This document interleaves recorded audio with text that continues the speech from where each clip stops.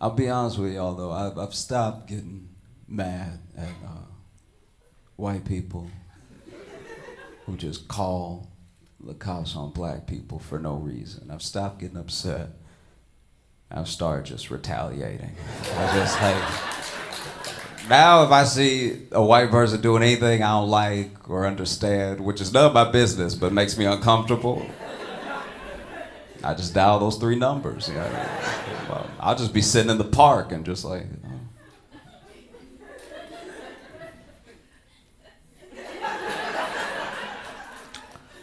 yeah, 911.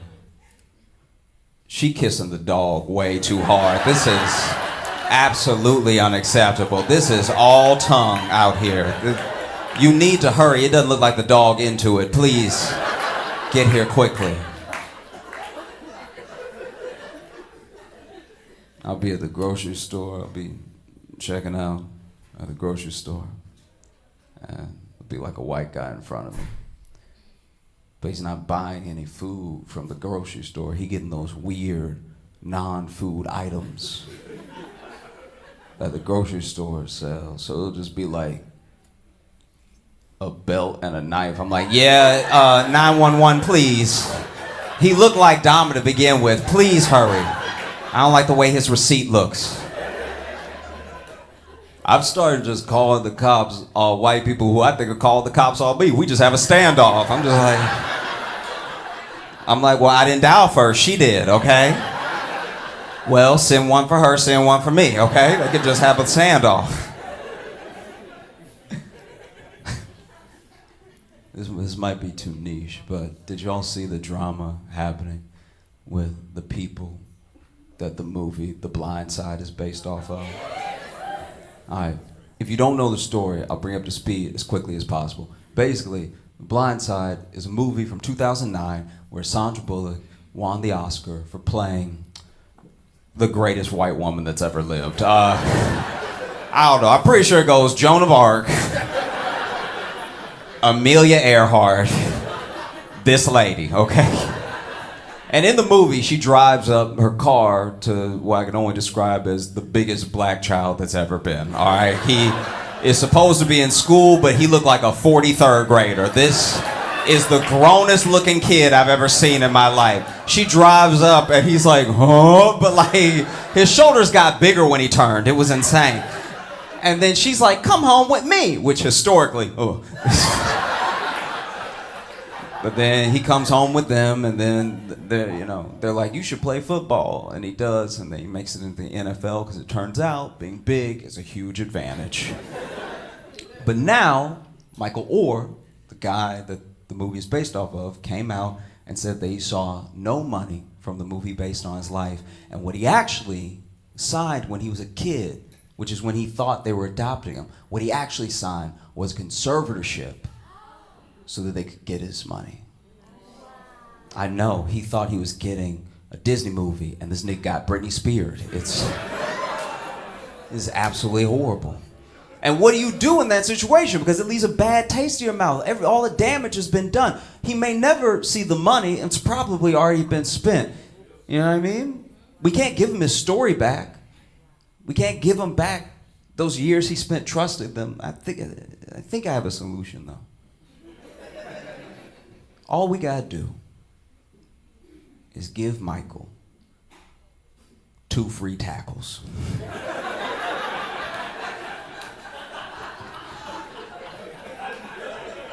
He can use them whenever he wants.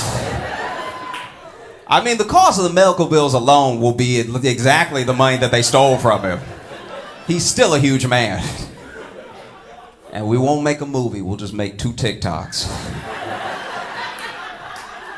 1 for each tackle. And then at the end of the TikTok, you'll just be like, blindsided!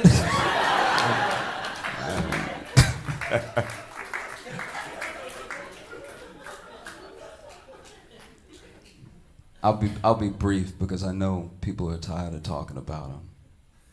But it does feel weird that Trump is this indicted. Like, goddamn. I thought they get him for something. I think they get him for everything. As someone who doesn't like him, I thought I was following the story pretty closely. And every time he gets indicted, I'm like, oh, I didn't even know he did that one. That's crazy.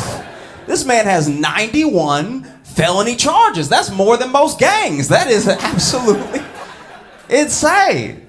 Man, they giving Trump the full nigga treatment. This is crazy. That dude must check his hands every day to make sure they're still white. Just like, how is this happening to me? And this most recent one is the wildest, you know, because if you aren't familiar in Fulton County, where Trump was most recently indicted, this is the first place where they said that they want to process him at the jailhouse instead of the courthouse. Because if they do it at the jailhouse, they'll have to do the fingerprint and they'll have to do the mugshot, which is what he's been avoiding this entire time, which is what lets me know that he's not a good businessman. He's not. Yo, if Trump got his mugshot taken and put that mugshot on a shirt, it would be the highest selling shirt of all time, okay? Forget Supreme. This would be the highest selling shirt in the history of people. First of all of his fans would buy it because they'd be like, look, free my dog Trump. You know what I'm saying? Like, all of them would buy it. And then we would also buy it. We'd be like, look at this punk ass on this shirt. Look at this goofy ass on this shirt. Struggling ass on this shirt. He could be printing money, and instead he's, whatever. What a disappointment. He'd make so much money, he'd actually be a billionaire. You know what I mean?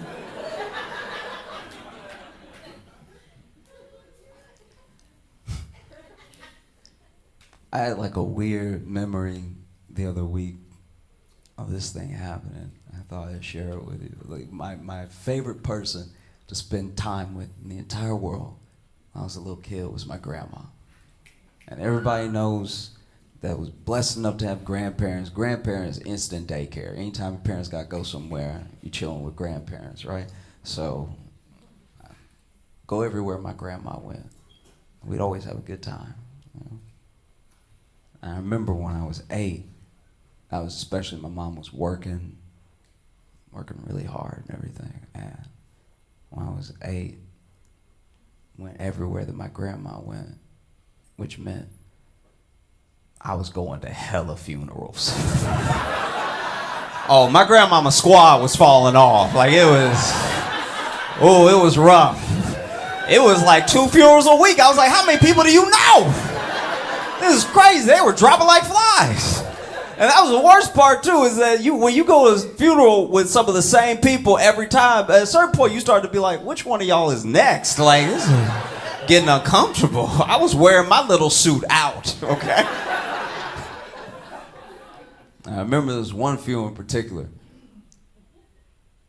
one of the more rhythmic funerals that we had been to. Everyone sort of had this unspoken agreement that when we were doing the sort of funeral procession of viewing the body, it was like to the music, you know? You walk up, you get 8 bars to grieve, and then you move on, you know? And I remember it was my turn, which meant it was my grandma's turn. That'd be weird if I had a turn all by myself. That'd be insane. If an 8-year-old kid walks up to a casket by themselves at a funeral, they killed that person, all right? That's just an 8-year-old walking up to be like, just checking. And so I'm about to walk up with my grandma, but as we start walking, we notice that the lady that was still up there hasn't moved. So she's either still thinking or like overcome with emotion. Something's happening, right? So we just keep walking. We don't want to stop mid-aisle, and so we walk up next to her. So now it's this lady that I don't know, my grandma, and me. And I wouldn't look this up until years later, because it gave me nightmares for a while, but I didn't really think to Google it yet. Apparently, long after the process has been done for a body to be presented at a funeral, there's still muscles, there's still nerves that can twitch, right?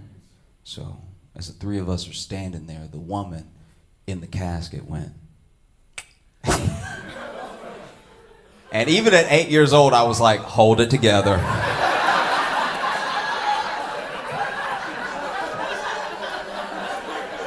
Hold together, stay calm. Whatever you do, stay calm. Because look, I've been going to a lot of funerals, right? But even as an 8-year-old that's going to a lot of funerals, I still haven't fully conceptualized the idea of death, but I know what it's like to ruin a party, you know what I mean? So I was like, just calm down and hold together. I'm trying to center myself. And then the woman on the other side of my grandma goes, "Wah!"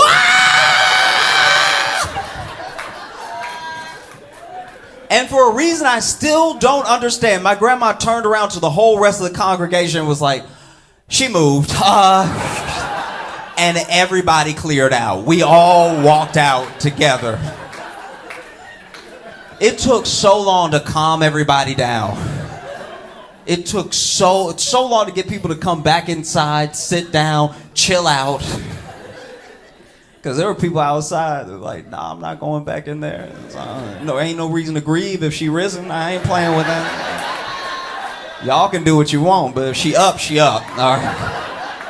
In fact, she owe me a little something, so when you get in there, tell her that I want my 15 if this was just like a weekend she was playing Bernie.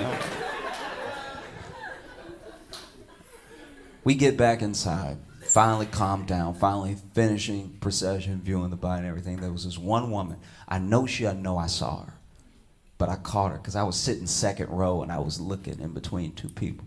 This woman hesitant, and she was approaching the body, just, you know. And she went,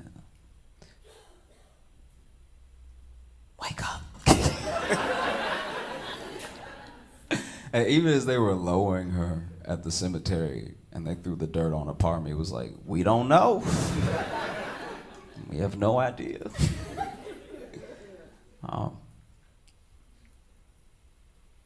I think the other reason that I'm scared of getting older is that, like, we only really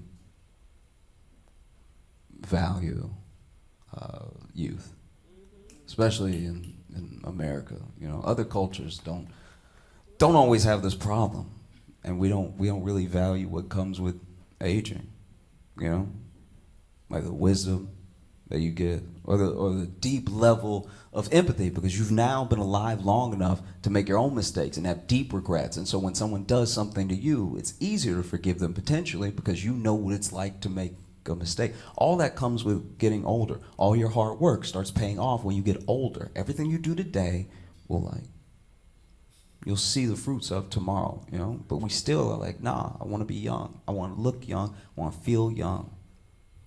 Act young, whatever. I think the main reason I'm scared of getting older is I finally had a bad fall, and it was like, I really felt like an old motherfucker too. It was, I went down, like, it was terrible. I've been talking all that good shit about Joe Biden this whole time.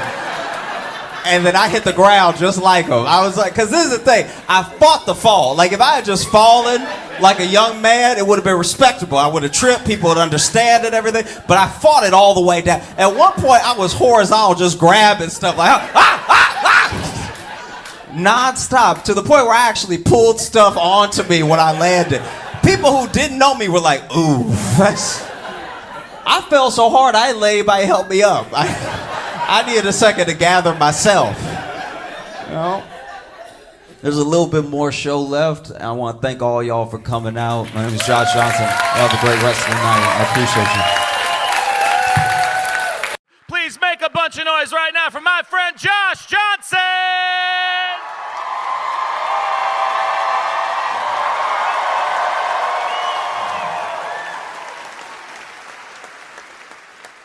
I watch a lot of true crime documentaries and series and stuff, and I like to watch the ones that, as best as possible, don't involve murder, because genuinely I'll be like, oh, this is wild, but this is also very sad. So I like the ones where it's like a robbery.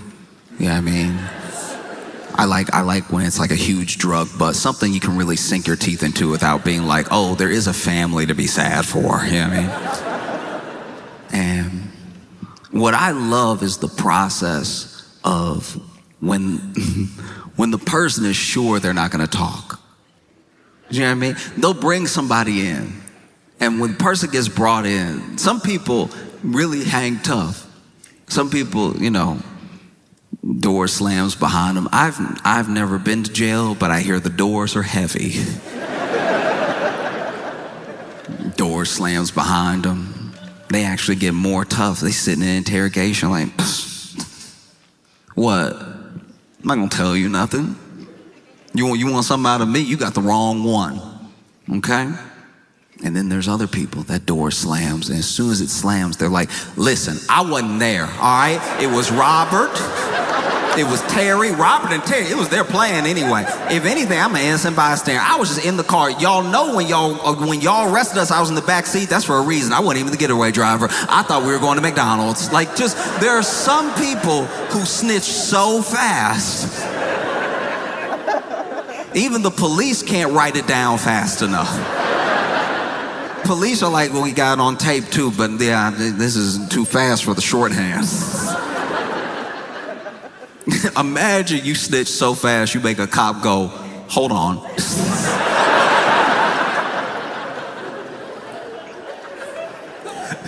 Take a breath. Because you never know who it's gonna be. There are some people who were, you know, whether it was gang activity, it's mob activity, there are people who were like the run of the litter, and they're the ones that actually hold out.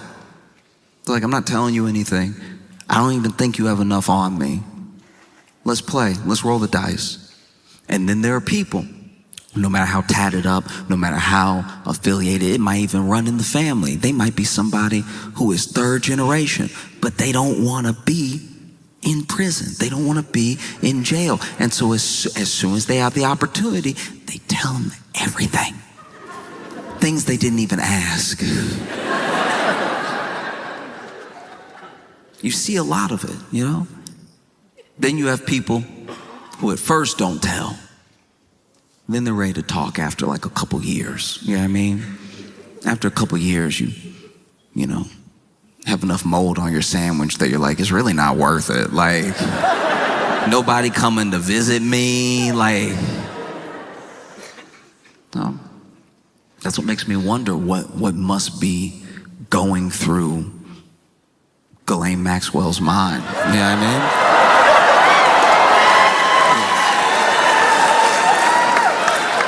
mean? Look, I'm no legal expert.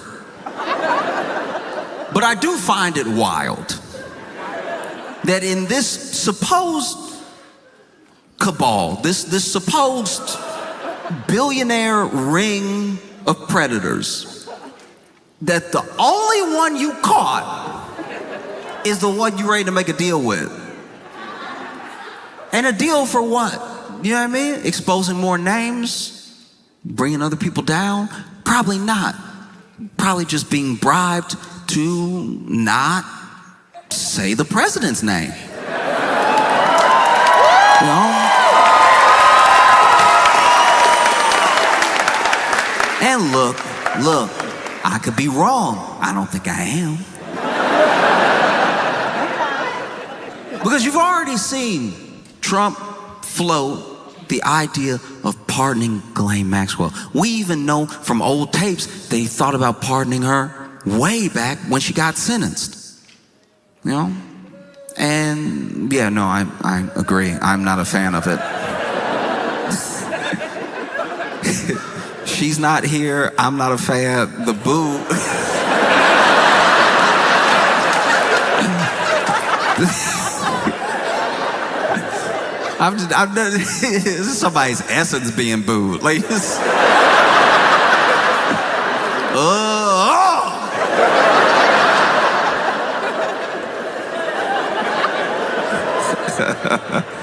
no, it is genuinely insane what's happening because, you know, Trump floated the pardon.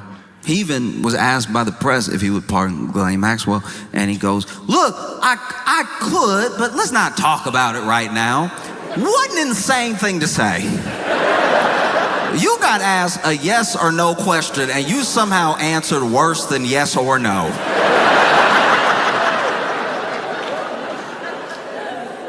I've never been doing a test and got a true false and put maybe.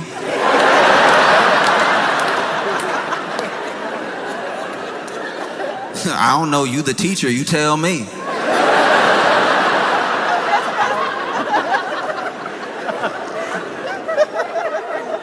That's insane. Already floated a pardon in front of us, maybe to gauge our reaction. Maybe if there's not enough outrage, the pardon will go ahead. And then DOJ goes, have a conversation with Ghislaine Maxwell.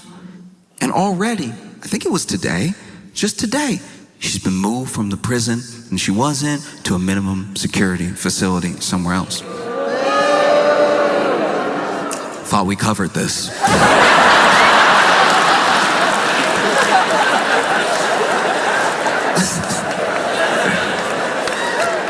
I too hope she can feel your booze.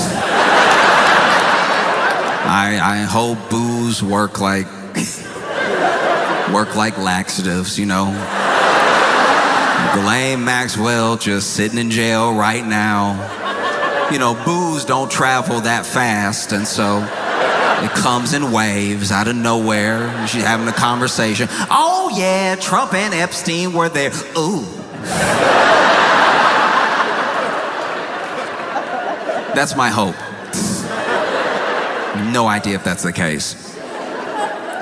But, you know, you see this sort of thing happening. It feels insane.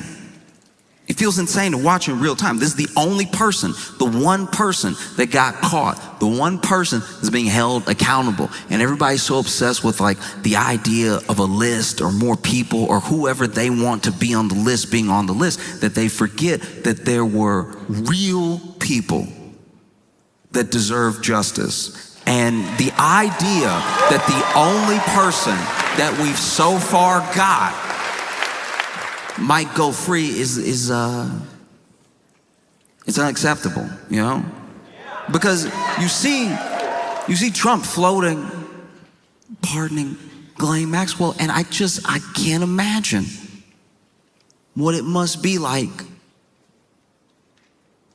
to be a Trump aide. Like your nose must bleed every day. It's like, yeah, I'm thinking of pardoning Ghislaine Maxwell, and the aide is like, what? I asked you what you want for breakfast.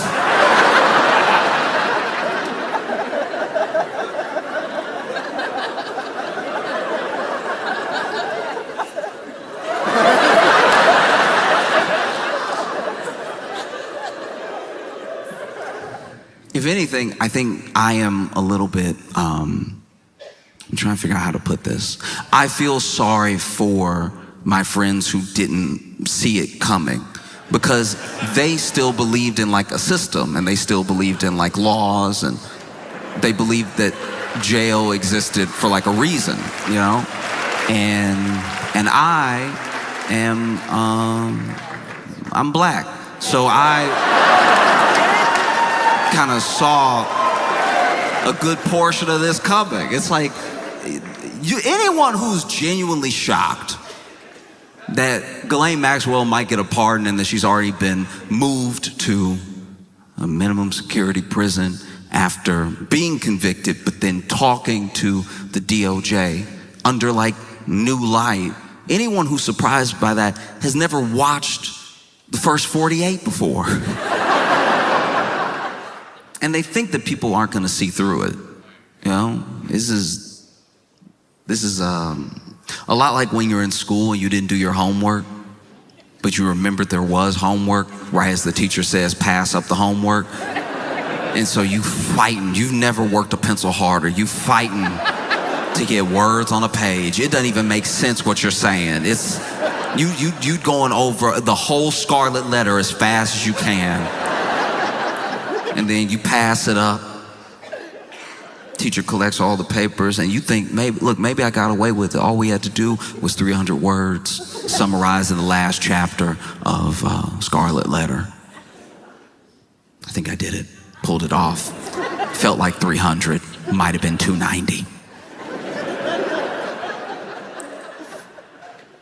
And then class is going on. Maybe you have to read while the teacher grades the homework and then teacher says your name. calls you up to the front. You're like, okay, don't panic.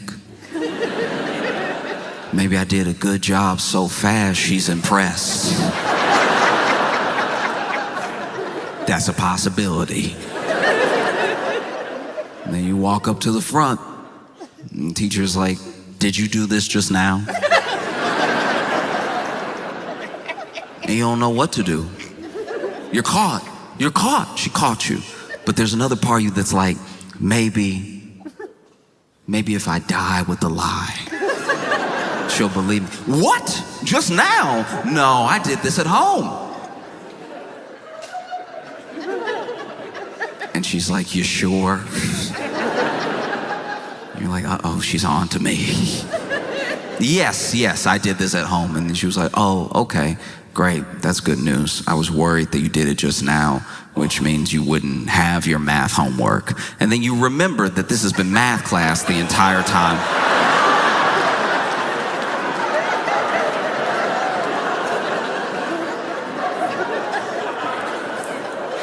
That at least feels like what Trump is going through.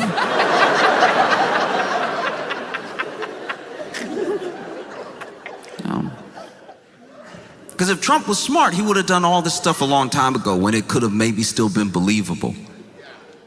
But now, everybody sees through it. Oh, it's crazy. It's so crazy.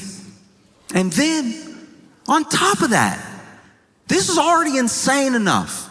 Already, there's so many ties to Donald Trump, Ghislaine Maxwell, Jeffrey Epstein, that even a pardon just feels like it would be happening in our faces, right? There's no misunderstanding about the conflict of interest. There's no misunderstanding about what her role is if she does testify in front of Congress or whoever.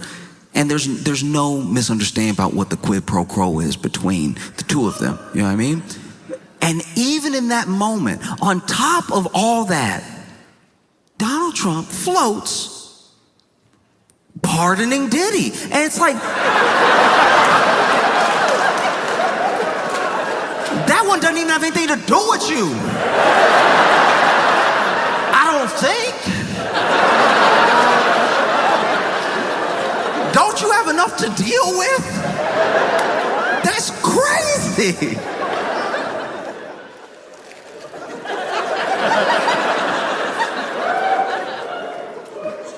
As someone who is not in jail, I'm sweating about everybody who's about to be out of jail. This is insane.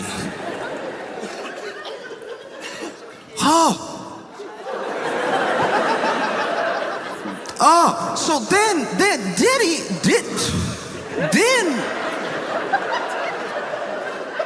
already the public, especially by the media, somewhat,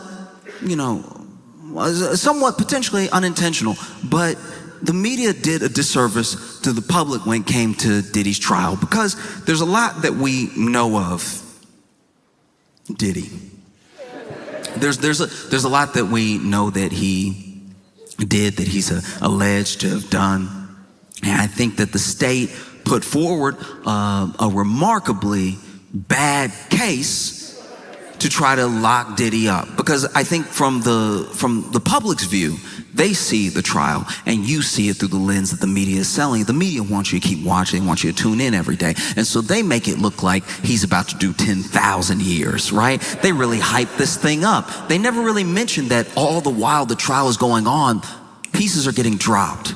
Left and right, charges are getting dropped. There's things that the state is focusing on. There's things that the state is dropping. There's things that we understand that Diddy is at least allegedly done from all the documentaries that came out. You would think that Diddy was 16 OJs, the way that he had documentaries coming out about him every month. Everything Diddy ever did to anybody, they got their own documentary on Tubi, on HBO, on Hulu.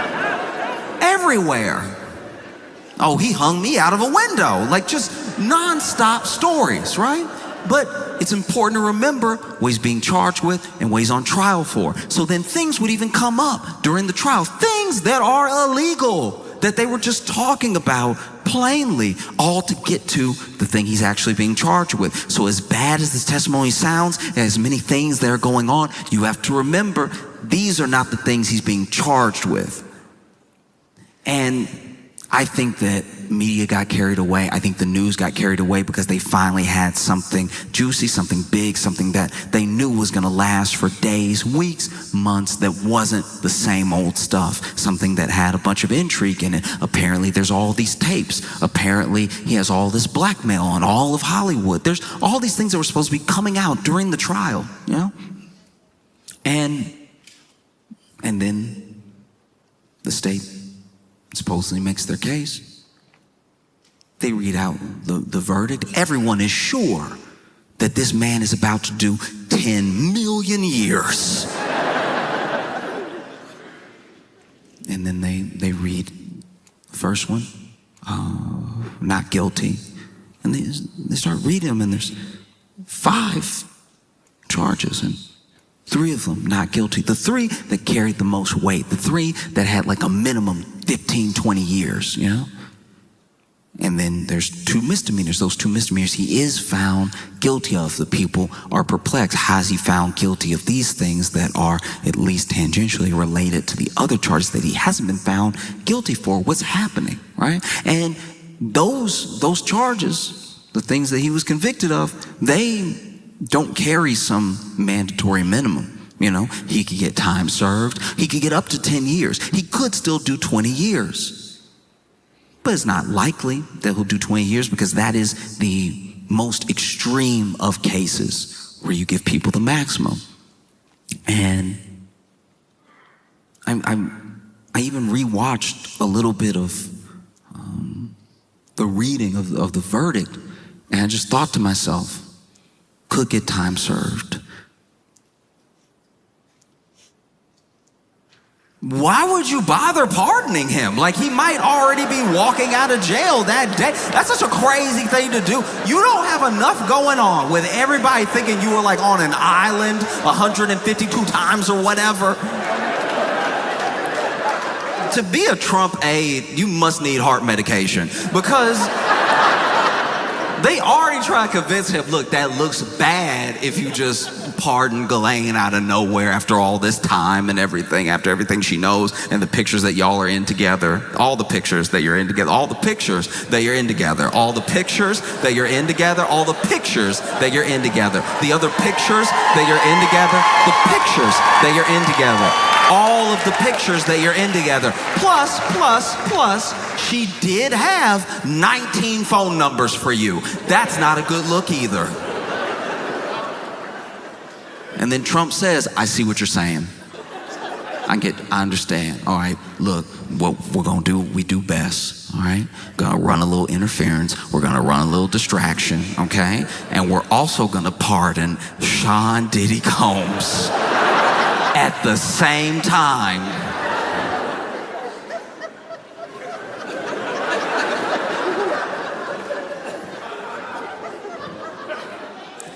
Karen, press secretary, must be fighting demons. I can't imagine. Look, everyone, whether it's Kellyanne Conway, it's Sean Spicer, anyone who has had to represent the Trump administration, go out to the press and answer questions. Look, I understand they chose that job. I understand that they chose to be there. But to a degree,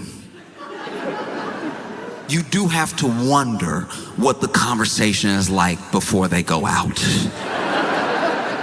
When they get handed a binder, and at the last second, one of the aides says, and he gonna pardon Diddy. So,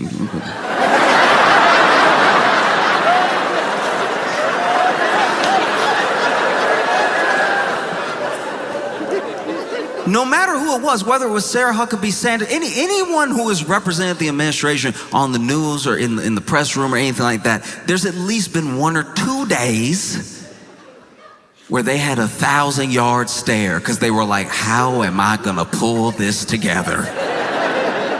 Because look, things came out during Diddy's trial, things that Things that made you think, of course, this jury's gonna find this man guilty. They have to. Look at everything that they've heard. But you gotta remember, the things he was on trial for and the things that they heard didn't always line up. There was one day of testimony that truly blew me away in that case. And that's hard to say because plenty of those days were rough to listen to. But there is one day in particular that has stuck with me in a different way than the other days. It was the day that Kid Cudi testified. Now, famously, still somehow allegedly,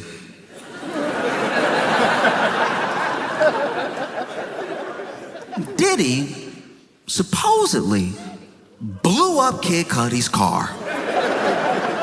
You're bringing the man who has his car blown up to testify. You would think that that'd be one of the charges.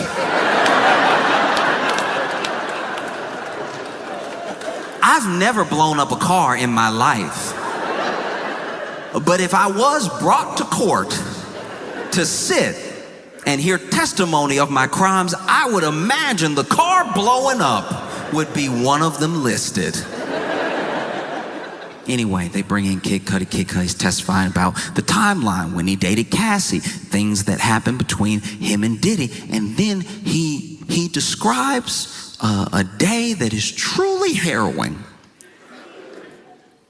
Kid Cudi is testifying that while he was gone, he was actually, I believe, spending some time with Cassie, that Diddy hears about the relationship, is very upset about it, and Diddy went to and broke into Kid Cudi's house, right?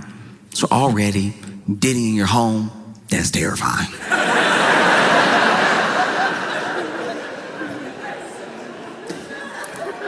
Diddy in your home is the devil's version of Elf on the Shelf.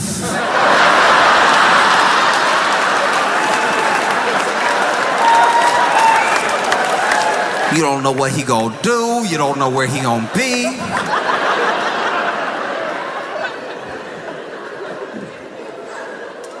Whoa. So Diddy was in his home. Now, I'm a little fuzzy on this part, but apparently, I believe at least, that it was Diddy's assistant that called Kid Cudi to let him know, hey, okay, ooh, how do I tell you this? There's no good way. Diddy in your house. He is all up in your house. I mean, I drove him. He made me. He's like, where you live? And I was like, and we went over to your house. And so he's in your house. I'm not now, I'm outside. You know, he told me to wait here. I don't know what he gonna do. And so, Kid Cudi rushes home. And not only is he rushing home, he actually, this is at least as I understand it, must have Diddy's number because they had a conversation. And he was like, yo, you in my house? You in my house? Bass in voice, ready to beat somebody down. You in my house? And apparently, Diddy very calmly said, yeah.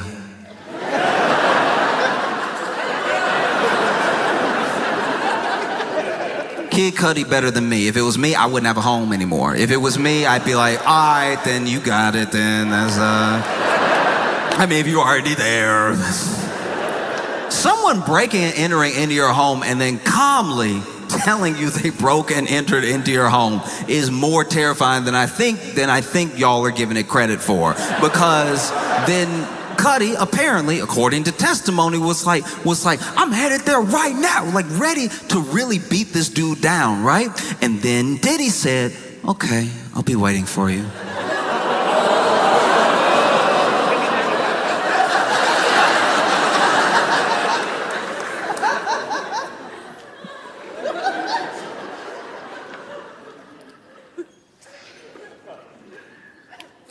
I wasn't in court. I had to read all this, and I haven't read a novel by Stephen King scarier than what I read between the two of them.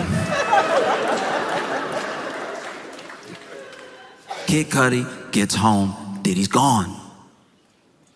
He walks into the house. Now, that's braver than me. I would assume he's already planted a bomb somewhere. But Kid Cudi walks into the house, is looking around, assessing the damage, and while Diddy was there, he put Kid Cudi's dog in the bathroom, then opened all his Christmas presents and left. That is so insane.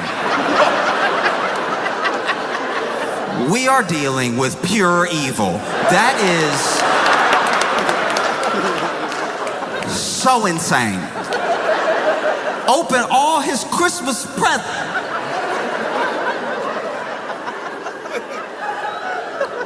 How is he all at once one of the most menacing figures that hip hop has ever seen and a third grade bully? How is it possible that both of these characters hold the same space in the same body?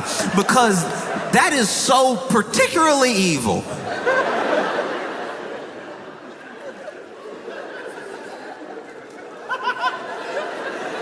He said, I walked over, Christmas presents unwrapped. I opened the bathroom door, my dog confused.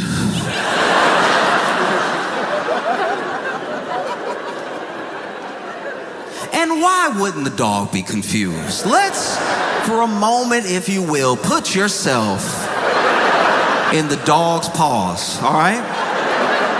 You're a dog, you're a dog. And you're at home, chilling, as you should be. And then the door opens. Oh, Papa? No, it's not the owner that you love. It's Sean Diddy Combs. I don't know what type of dog Cudi has. I don't know if it's a Scooby-Doo type dog, but I imagine any dog would be like, really?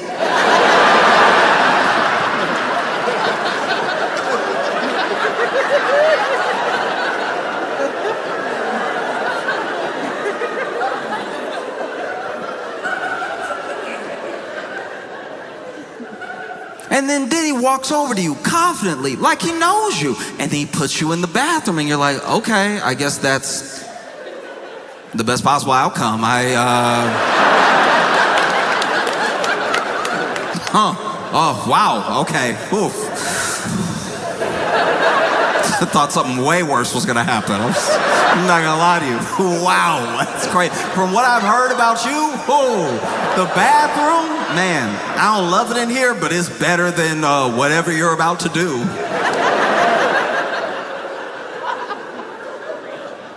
And then Sean Diddy Combs opens all the Christmas presents and goes, well, my work is done here, and exits. This is how evil what he did is. He already messed up the call to the police. Because now you gonna call the police and have to explain to the police that the only thing that Diddy stole from you was wonder.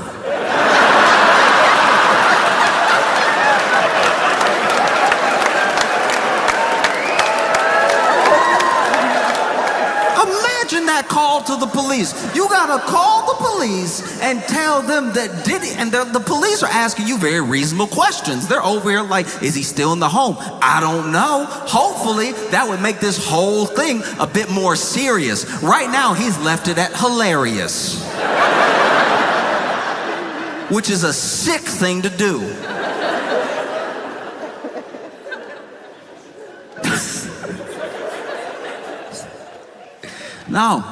No, it's truly insane.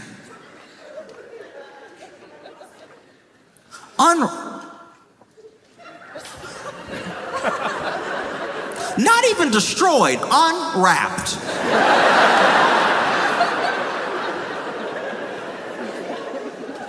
I can't leave this alone until y'all recognize how dirty this is. Imagine. Lots of people here celebrate Christmas. Lots of people exchange Christmas gifts. Imagine if you came home and there just wasn't paper. And now everybody in the family either like happy or disappointed, like, oh, you got me the Theragun that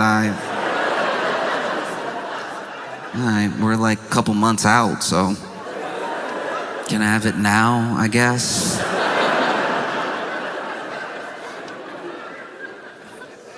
Truly an evil man. And Trump is floating, pardoning Diddy. Even before, this is what's odd, even before this Epstein stuff popped up, Trump had floated the idea of pardoning Diddy mid-trial. And I was like, I didn't know they went together like that. That's weird. Imagine being a white man in your 80s and your favorite rapper is Diddy.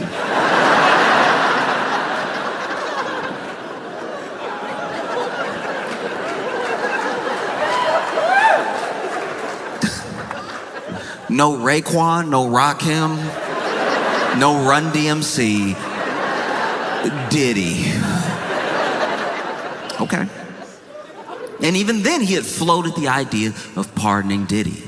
And who knows, maybe something happened. Maybe some money exchanged hands. Maybe somebody said something to somebody and started it in motion and everything. But I can tell you this, justice system aside, the only person working hard to make sure that Diddy doesn't get a pardon, it isn't the state. No. It's not like the DA or the lead prosecutor or anything like that. The person working their hardest to make sure that Diddy does not get a pardon, that he doesn't get released back into society is 50 Cent.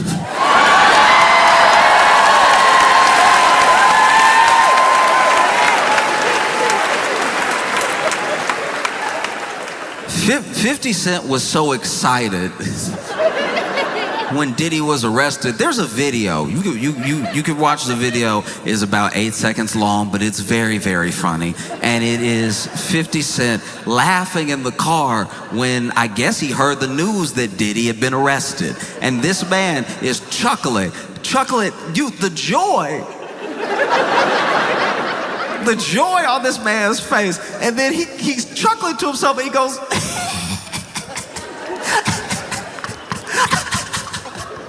he gonna spend Christmas in jail.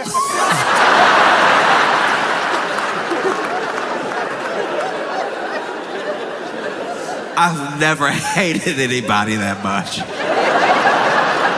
That's so good. Oh, he gonna spend Christmas in jail. He was laughing hard. He was laughing the way that sitcoms used to make people laugh. Like, Christmas in jail. And so when 50 Cent heard that Donald Trump was floating pardon for Diddy, he went to work. He did what he does best. He trolled. 50 Cent just started posting everything bad that Diddy ever said about Donald Trump and tagging Donald Trump.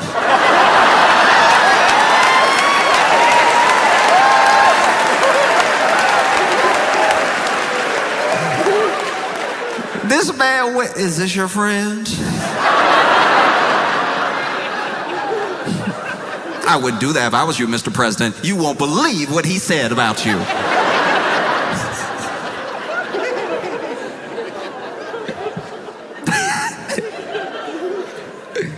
Oh, no.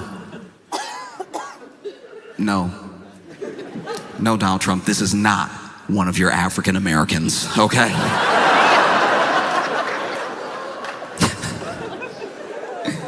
It's been tough. I've been trying to find, like, really, whether I'm reading or I'm watching, I've been trying to find pretty much any news story that isn't about Trump and Epstein, you know?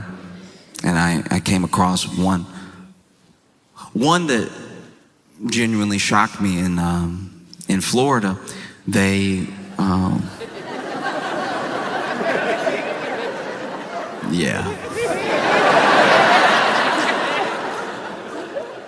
In Florida, the Tallahassee police arrested Chuck E. Cheese at Chuck E. Cheese.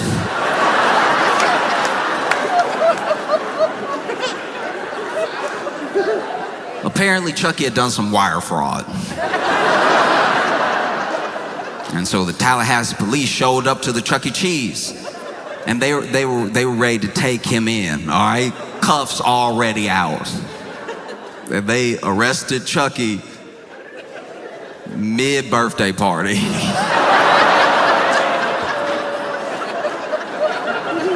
You couldn't wait an hour and a half? You know where he is. It's not like he's gonna get far in the costume. They arrested Chucky. Those poor kids. Imagine. Picture, if you will, being 6 years old, and you're having a birthday party at Chuck E. Cheese because the economy is not doing great. But you're having a good time, you're enjoying it, you're like, cheese pizza, so they say. Delicious yum, right? You're just trying to put on a good face. You jump into the ball pit that is not nearly deep enough. The ball pit that is full of children under the balls because every kid thought it was the funniest thing in the world to pop up out of the balls, but that meant that the ball pit was actually a hard surface because it's made of bodies. You jump into the ball pit doing like a big old face plant thinking you're gonna slide down into the balls, and you just bang heads with another child. You get out of the ball pit concussed.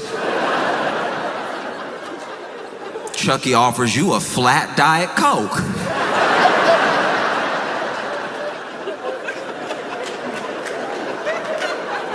Look, there's a hierarchy to costumed mascots. Now, the most athletic are gonna go to teams. You ever been to a sports game and you see their mascot stretches before, they doing wild moves like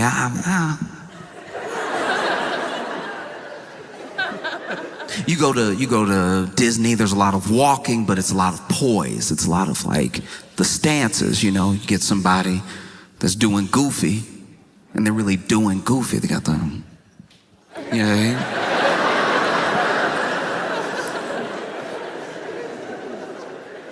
Chucky.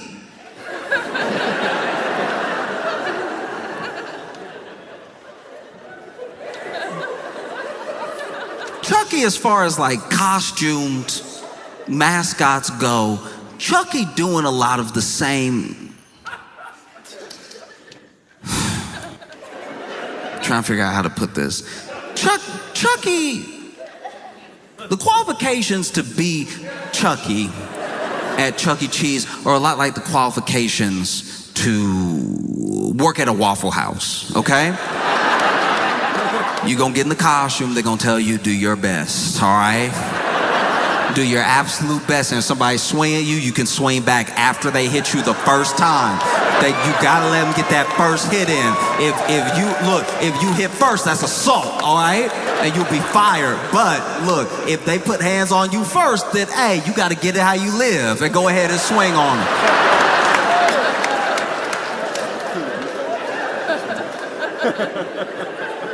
So imagine you're surprised when at your 6th-year birthday party, you're celebrating 6 years on this planet, and it hasn't been a great 6.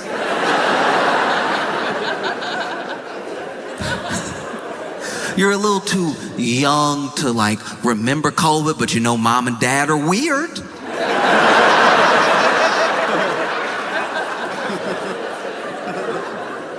You clapping with your friends.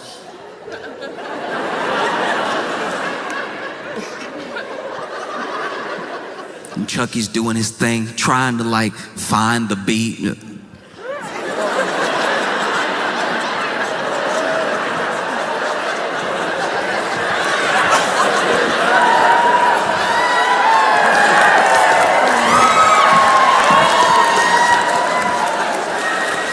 And you're like, I think he doing something. I can't tell. And then the Tallahassee police walk in. And they cuff Chucky right there in front of you for wire fraud.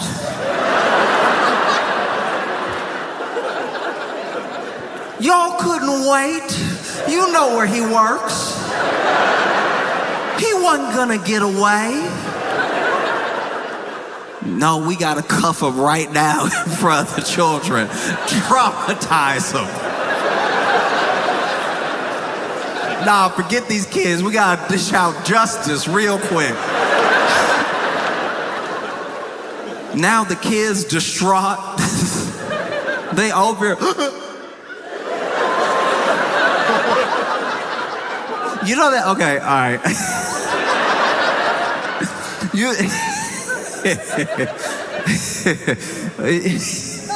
I'm sorry.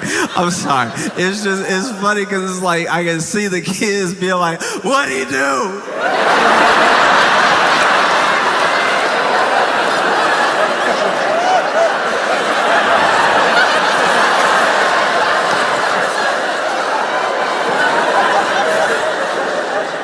What'd he do? You know that rumble in the throat when you really cry? There's a certain way you can cry when you're 6 that you never cry again. Like, this is like honestly, a 6-year-old will drop an ice cream and they'll be like,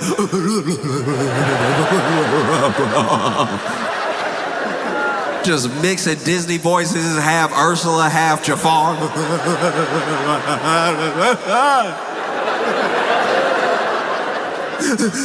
What'd he do?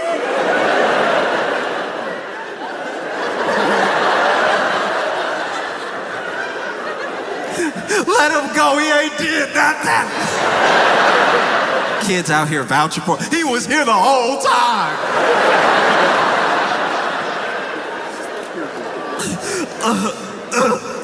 Cause you know that. You know, like when a kid cry long enough, they start coughing. When a kid get real upset and they full of mediocre pizza.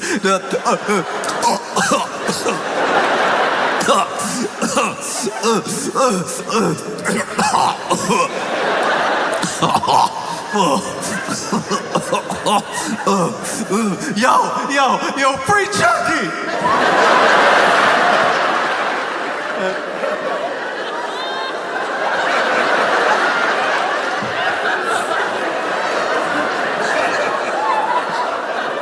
Yo, free Chucky! Oh. Now you getting arrested at Chuck E. Cheese, they perp walking you slow just to embarrass you. Y'all really couldn't wait till he got out the costume too, because you know he can't walk fast with those feet. He still got the costume feet on and everything. So now they over here.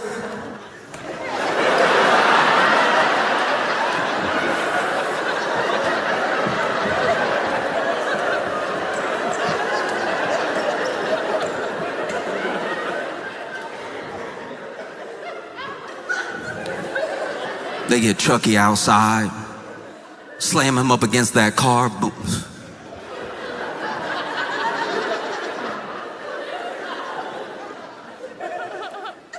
Patting Chucky down. Why you need to pat Chucky down? That would be wild though. Chucky had like a full-on Glock on him, like this. That would be crazy. If Chucky he doesn't care where he is. He could be at Chuck E. Cheese. He could be in the streets. He keep that thing on him.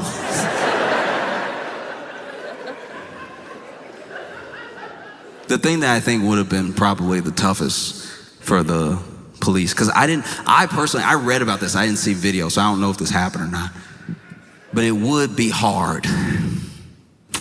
It'd be very difficult to, you know,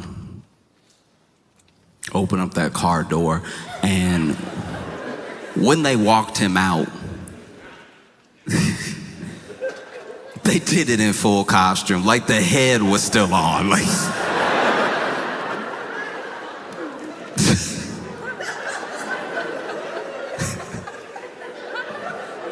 that's crazy. This is a personal vendetta now that you have with Charles Entertainment Cheese.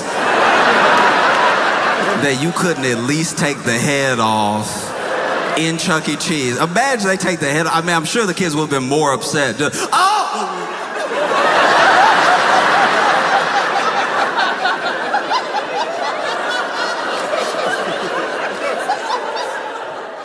Chucky Black!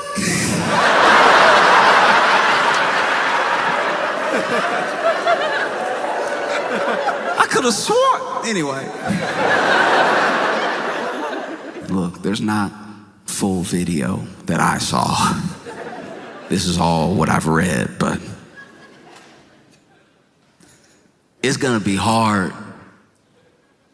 to put your hand on the back of Chucky's head and get him in the car without it looking like police brutality. Because it's not gonna fit. The head is too big. So now you over here, watch your head.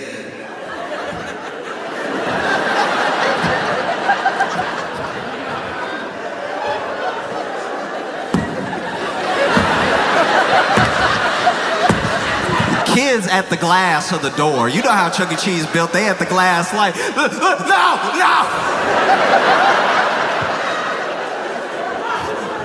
They beating up Chucky. Police like, no, I'm not. I'm trying to get the head in. No, he won't fit. He can't even feel it like that. No, don't do that. Everybody start recording. Look what they doing to Chucky, y'all.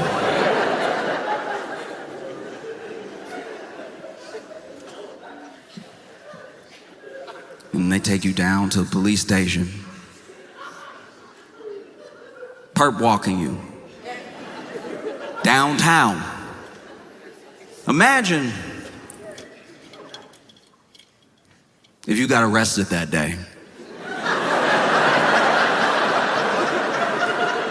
For possession of illicit substances. You know, it could be anything. It could be acid, it could be shrooms, it could be anything. And you got arrested for possession. You're not a dealer. They caught you doing essentially a victimless crime, trying to enjoy yourself, enjoy your Saturday. Maybe you don't have your life together. Maybe you're not invited to your kid's birthday party.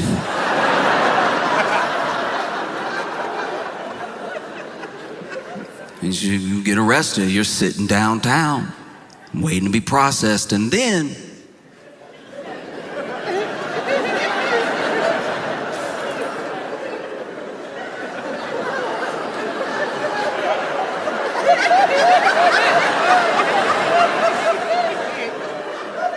Ayo.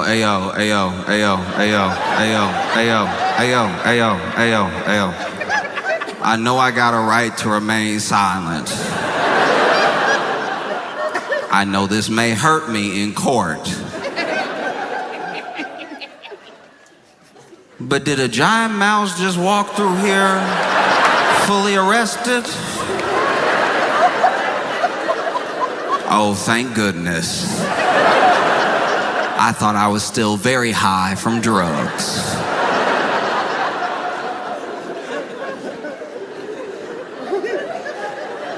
It's insanity, you know what I mean? Now you gotta do everything. How you gonna take Chucky fingerprints? These aren't even functional. I don't know if they feet or hands, but they're not.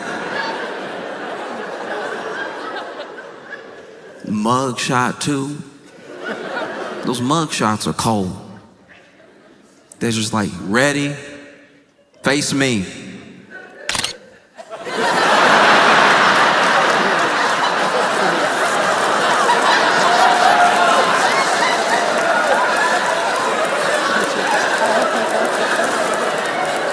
Turn.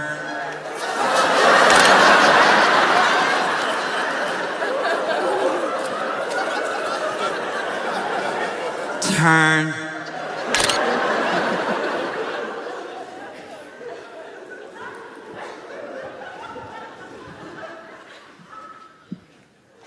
No. Now you gotta sit in holding. Imagine all you did was get a little drunk. Maybe you get into a fight at a bar, you sitting in the drunk tank, and the only other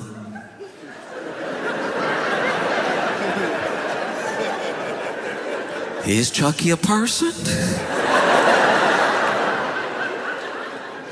Nobody else in there but you and Chuck E. Cheese. And whether it's jail or a birthday, they never really gave, at least that I know of, Chucky a voice. Chucky was always silent. At every birthday party I had at Chuck E. Cheese, Chucky was silent. You know, do the...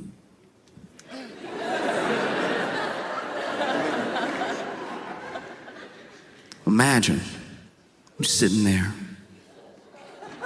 with Chuck E. Cheese in jail. You're wondering how your life took this turn. You look over at Chucky, and Chucky mad. Chucky like, you know, I thought I had that wire fraud on lock. I'm wondering who snitched. I'm wondering what went wrong, yeah? You look over at Chucky, and Chucky's like, what you looking at, dog?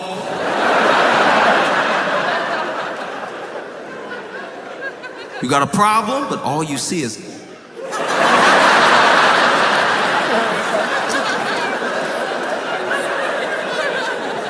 Yo, you want step?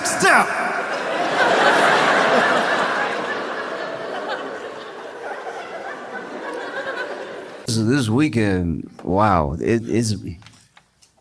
For everybody, I imagine, this weekend was weird. It was weird because for like half a day, we did think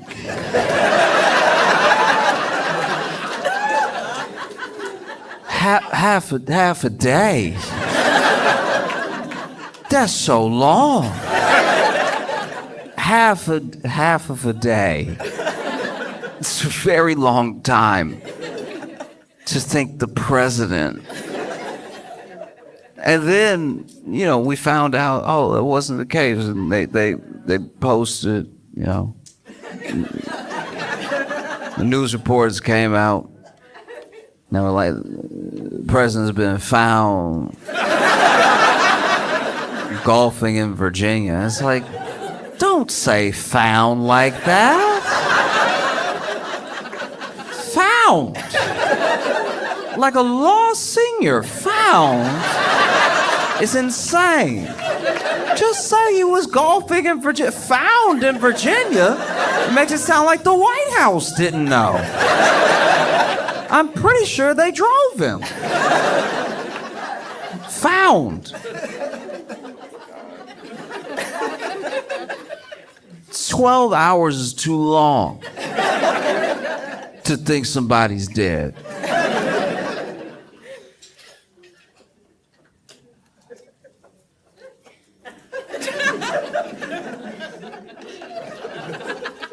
My buddy lives with his grandpa. And every time he thinks his grandpa's dead, he finds out in about 5 minutes.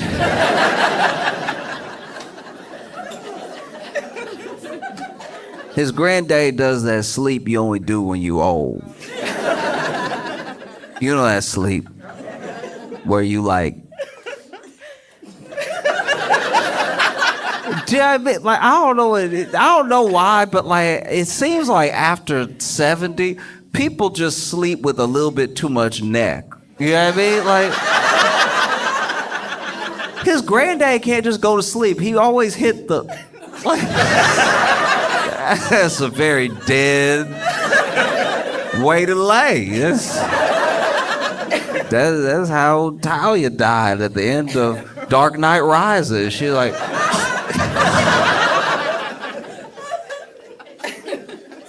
The neck crank is a surefire way for somebody to put a spoon in front of your nose to see if you're still kicking.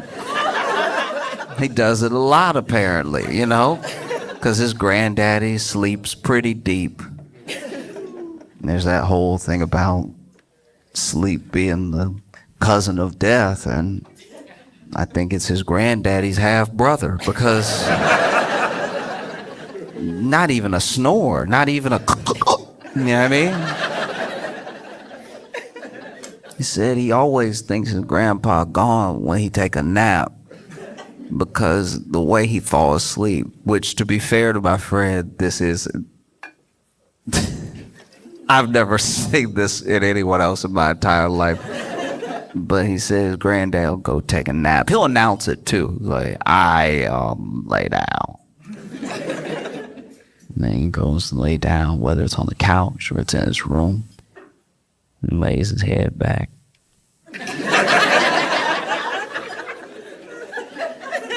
And he said the way his granddaddy falls asleep is he takes a deep breath. That's a great way to look dead. This man goes to take a nap, lays on the couch and goes,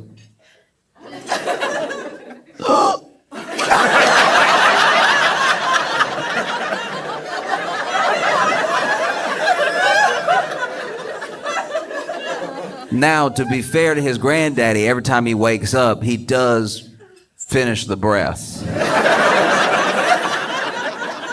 Said his granddaddy never wake up peaceful. He always wake up.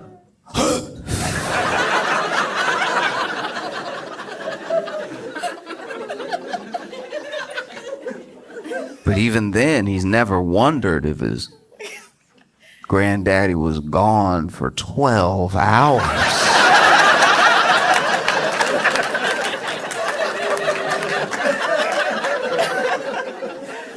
12 hours.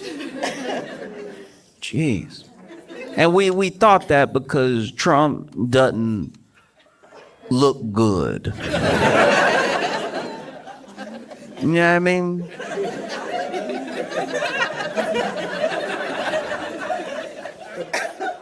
He just finally looked like he act like. You know what I mean?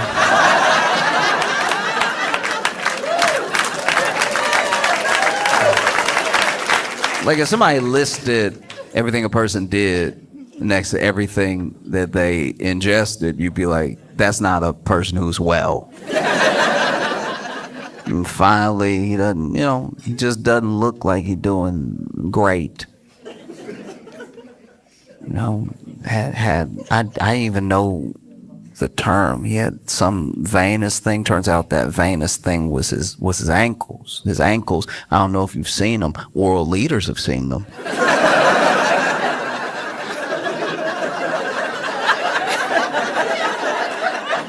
World leaders have had to sit there and not look.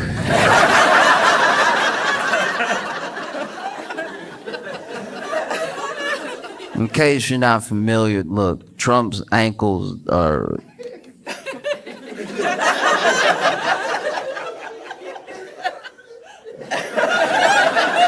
No, his ankles just sitting there looking, caked up. Like...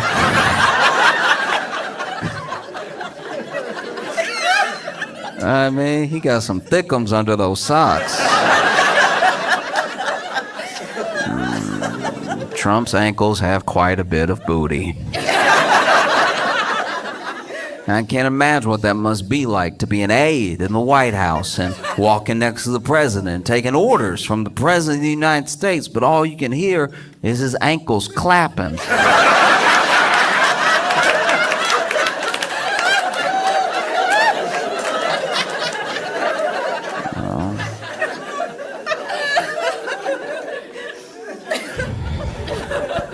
Yeah, it's tough.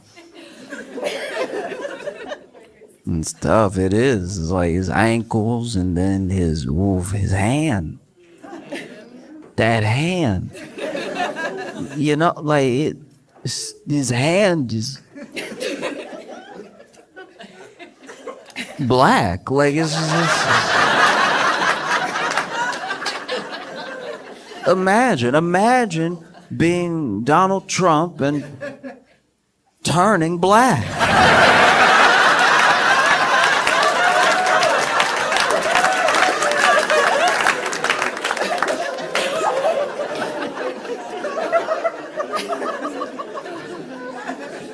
No one's more upset than him.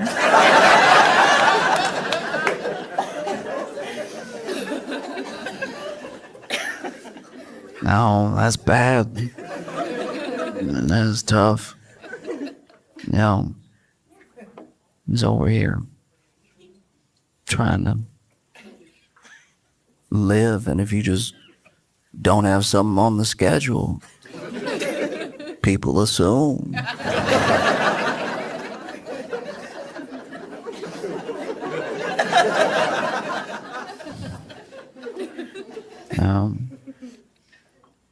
It's funny too because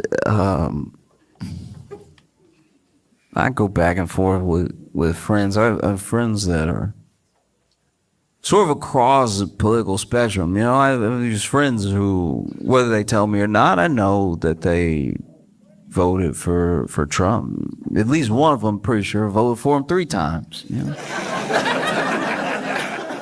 Every time he could, he did. And so we'll go back and forth all the time. You know, we'll mostly be arguing all the time. And we argue about a bunch of things that aren't Trump as well. Like sometimes we'll just argue about like whole social issues, whole different policies and everything. And maybe it's because I've known him longer than Trump has been president that I feel like having those arguments is, to me, worth it. You know, I don't ask anybody else to do everything that I'm doing, but I think that there is something to get to the bottom of, and it's what we are gonna do when he's gone. Do you know what I mean? Because I think that right now it's easy to put everything that's happening and how we feel about each other on one person, because it's sort of the catalyst for all this stuff. But the groundwork was being laid long before he ever became president. And so whenever he's gone, you know, we're all going to have to figure out a way to relate to each other. Because it's not as if all of the problems begin and end with him. You know, he's just one of them.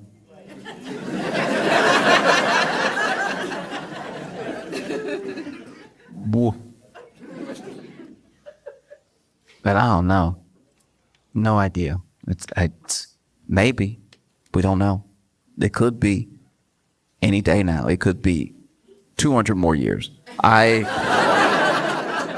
Truly, like my grandma was in the nursing home before she passed, and I would go visit her and everything. My grandfather as well, at different times, they were in nursing homes, and when I go to visit them, you'd see people who had to be 3,000 years old. And it's like, I don't know, you know, you try to live a life that's full of love, and like you try to make memories and moments with family, with strangers. You want to have a full life. You want to have a life that you look back on and you're proud of the impact you had on people, you know? And along the way, try maybe, I don't know, eat right when you can, but enjoy yourselves, you know? And drink sometimes, not too often. Maybe party a little bit when you're younger and wean off of it as you get older, but do your best to have a really impactful life, even if you never become whatever it is, like rich, famous, popular. You're someone who, by being in other people's lives, their lives are richer. And same way that trees in the forest have roots that overlap, your life impacts other people's lives. You create ripple effects and create positive change in the world. And hopefully by doing all the right things, you have a good, long life. Or you could be the devil and probably live way longer, like way longer. So many of those people in that nursing home were very mean. They were so mean. I was like, man, life must run off hate fuel. How are you this old and mad you're alive too? Be sitting there, nothing keeps you alive longer than sitting in a rocking chair and not rocking.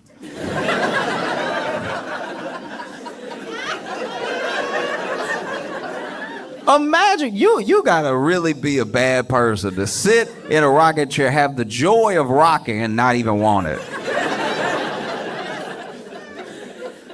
My friend said, you know, he went through a similar thing. He would go to the nursing home, visit his grandparents and stuff, and he said that every day there was this old dude in a rocking chair, not rocking, sitting there, arms crossed in the chair.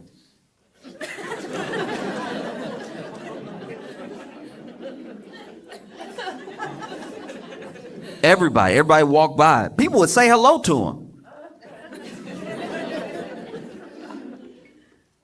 Finally, he was like, you know what? I say hello to this man when I pass him, and we never really have a conversation. He doesn't speak to me, and I don't take it personally because you never know what people are going through. You know, some people, you might think they're being rude, but maybe they have something going on. Maybe they have dementia a little bit, or maybe they're in their own head about something, trying to remember something and doing something. So he said, I'm going to make a point the next time I go there to have a conversation with him. You know what I mean? Because that's the one thing he said he never saw anybody do. And so next time he went to visit his grandpa, on the way out, he walked up to him and he was like, hi, how you doing? The man said, I'm alive. And he's like, well, I hope you're having a good day. He's like, why would it be a good day? And, well, you know, it's nice outside and everything, sun shining. You're in a rocking chair. And he was like, I'm in a rocking chair. I don't like this rocking chair. I just sit in it so nobody else cares.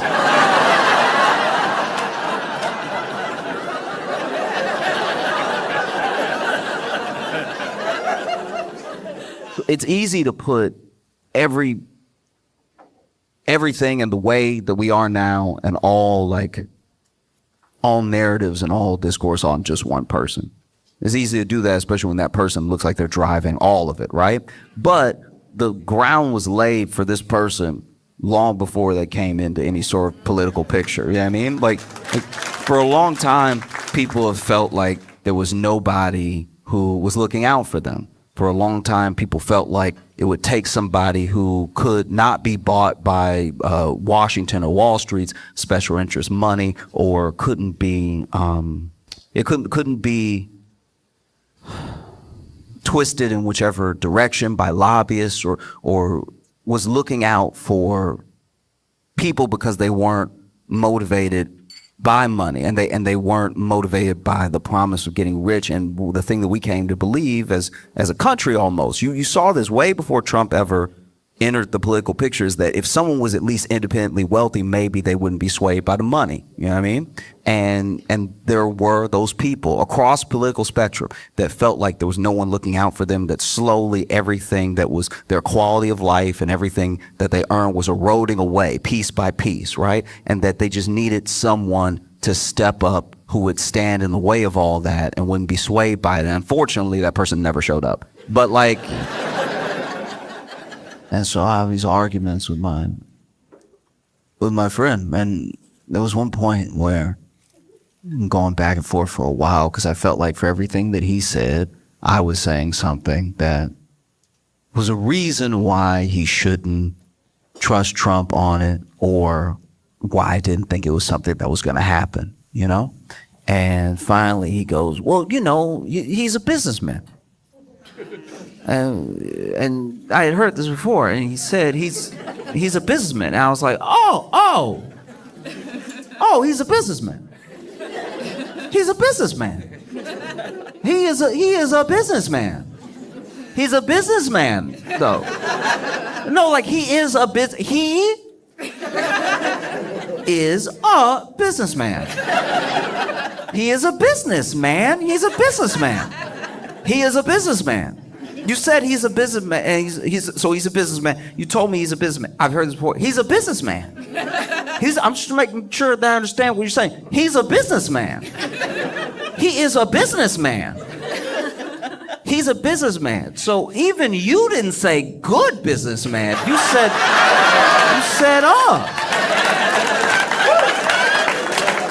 You said, as in he's one, as in, yes, he does business.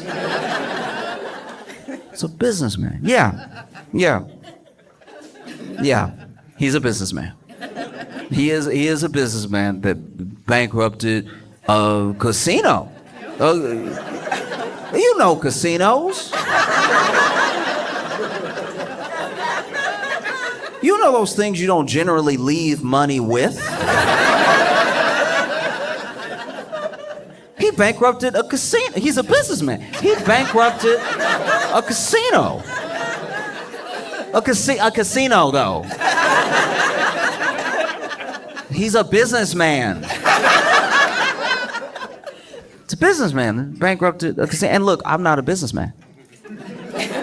And I don't own a casino. In fact, whenever I go to a casino, I don't even gamble. I just do the show. I've done some shows at casinos. And then, I do the show, and then I go back to my room. I leave. I don't know the ins and outs of running a casino. I hardly know what it's like to really, enjoy yourself at a casino, walking through and playing games and stuff. I've walked with other people as they've wanted to gamble and stuff like that. I've been awkwardly standing there, but I don't know what it takes to run a casino. And maybe this casino, maybe I'm throwing this out there as an olive branch. One of many I'll extend. Maybe this casino, this one, maybe had those slot machines that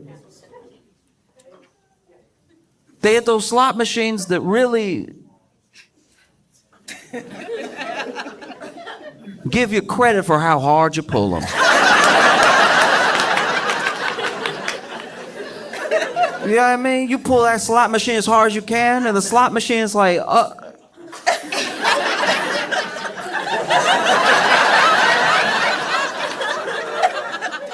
okay, Daddy.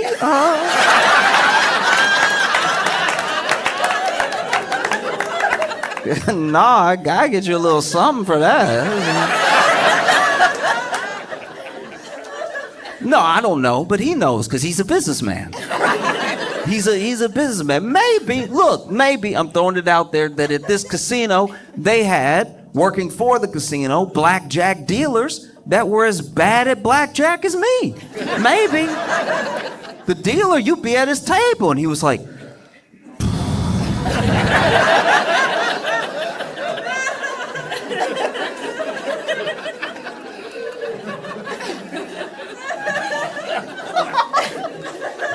you said hit? You sure? Okay. And you win again. All right, wonderful. I don't know. He probably knows because he's a businessman. Maybe this was one of the only casinos in all of America, maybe in all of the world, the only casino with clocks.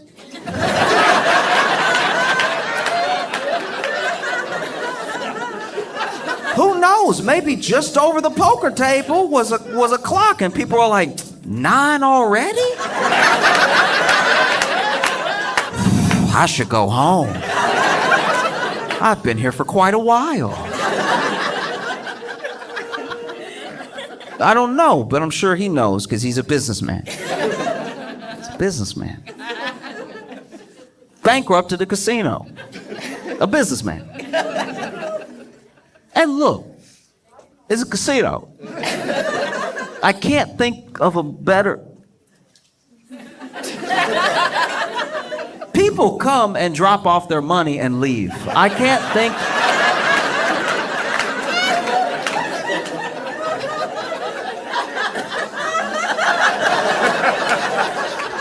I am not a businessman, but I can't think of a better business to make money. You can't even have casinos everywhere. But, this is my thing.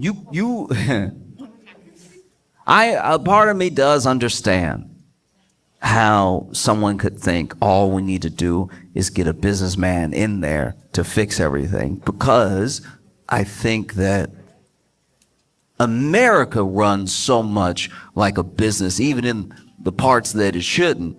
that obviously we're going to think everything translates to business. You know, like I didn't, this was where I was naive, I'll tell you right now. I thought that even if there was no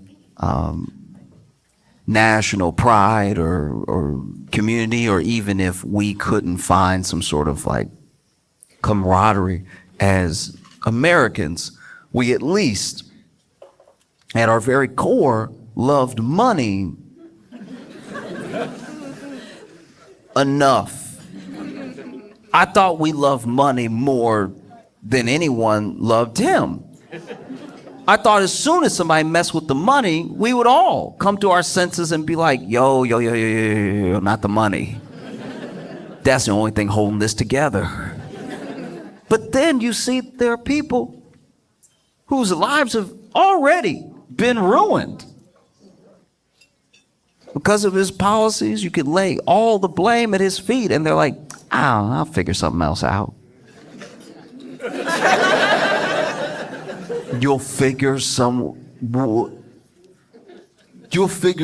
else out. That's crazy. That's a crazy thing to say. Especially when, like, what?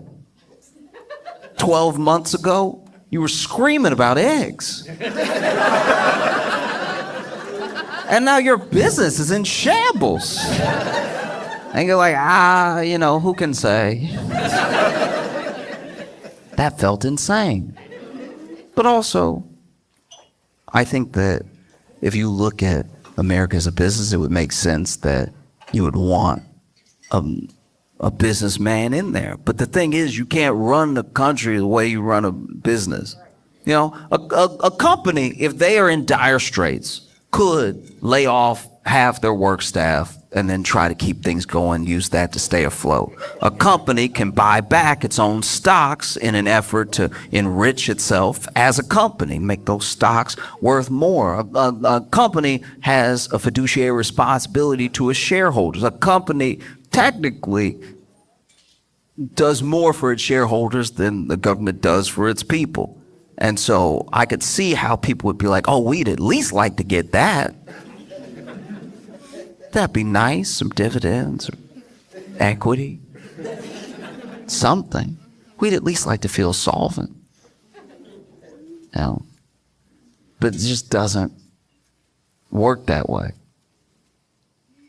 And I don't think it should. I think that a business now is very different than a business before. Like there's a thing that happened, and maybe it's only like my frame of reference because of age and everything, but I think that something happened in 2008 that we haven't recovered from still, which is that, like, for the first time ever, companies that truly screwed up beyond measure, like actually beyond measure, like they should have crashed everything. This is the type of stuff that you read in the textbook and then they, hung everybody. Like that's... We don't realize it, but that's the level of like nasty that it got in 2008. If you had, knocked off a couple 100 years and put it in France, there would have been a guillotine. You know what I mean?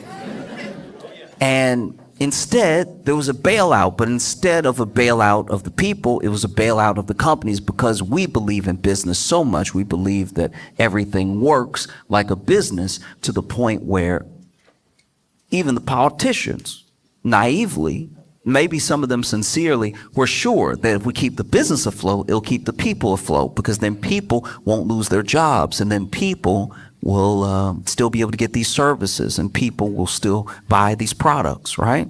And what ended up happening is that, so many people were foreclosed on, so many people lost their jobs anyway, people's like 401ks and retirements were destroyed, and then the people that they gave the bailout to sort of, trickle down the economics, something got stopped up right at the top. And so people who had wrecked the economy beyond measure got a bonus. They got a bonus for wrecking usually when you break something. And ever since then, it feels like business is about not being left holding the bag. That's what real business seems to be now, is that you do everything you can to extract as much value as possible, and then you dip before everything comes crashing down, whether you dip because you sell the company or you dip because, you decide to shutter it after you've fired everyone and ruined it as a service and everything. Basically private equity, right? So I believe he's a businessman. I do, because I'm sure, look, if we're talking business to his credit, I'm sure that he was not worse off for bankrupting that casino. I'm sure it was the people that worked at the casino. I'm sure he stiffed some of the contractors who helped build the casino, but I'm sure that he found a way to leverage that debt, because he loves debt. He found a way to leverage that debt into his next venture, and then he started selling steaks or whatever. I don't know. It was just, it's been a lot of products.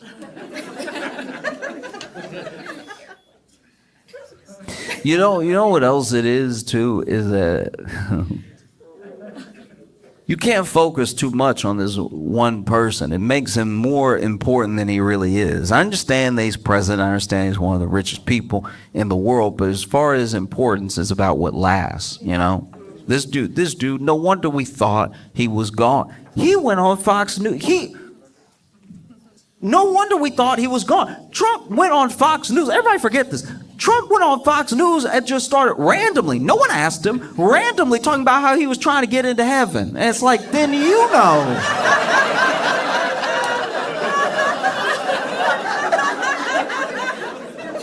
One thing my buddy's granddaddy never does is talk about the afterlife. Gets up, watches his shows, takes his naps, gets up and eats, and repeats. If he was pontificating on heaven, I think people would just start assuming that every nap really was the last nap.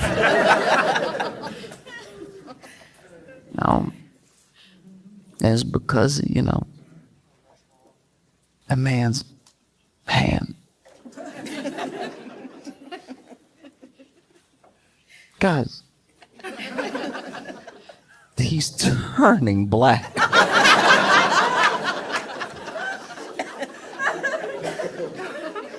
But I don't, look, I truly talk about Trump because he's in the news, but I don't really care about Trump. I care about people. What's going on with people? All of this is going to outlast this one person, And even in California, you see in California, where there was one case, it seems contained and already treated and everything, but it is happening. One case of plague. You know plague. You know plague. Plague. Some would ask which plague. Apparently, the.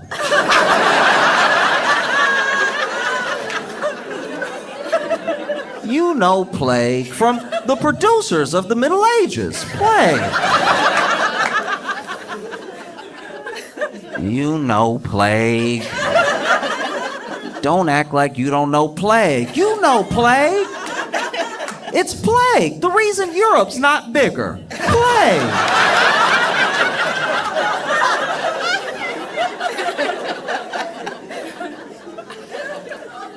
You know plague. And no matter how much you may hate Trump, you gotta admit, this is some pretty bad luck. He 2 for 2 on presidential terms and plagues. That's crazy. That was wild. Yeah, first one a fluke. The second one, shit. How did a plague skip Biden's era? Like that's.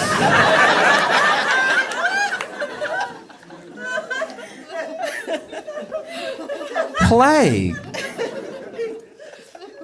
Because that's the fear, is that yes, they found one case, they treated it, They've even traced it back to a particular source because it's really a climate change issue because basically the fleas that carry plague are thriving right now in the warmer climate, and so then they're hopping on more rats, and then the rats might come in contact with people, right?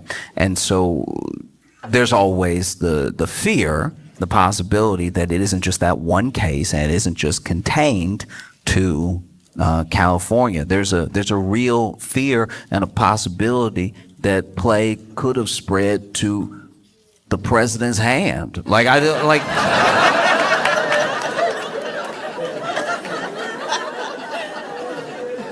It's possible. Because what we did and how do I put this? What we've done in the U.S. as far as presidents is not exactly like we're picking young ones. You know what I mean?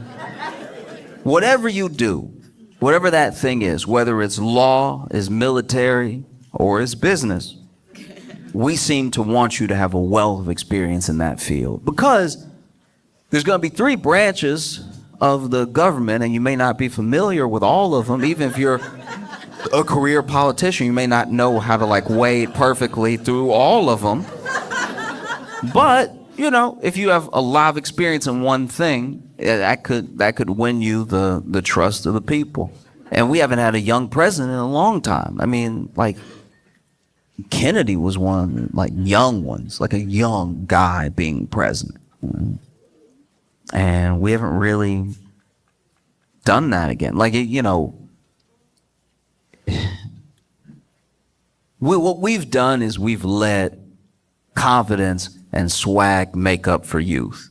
If you are the president and you present yourself in a way that makes us feel good, we will turn that back over to you in the sort of social capital that youth usually carries, right? Because we want you to have experience, but at a certain point, we have to be realistic, right?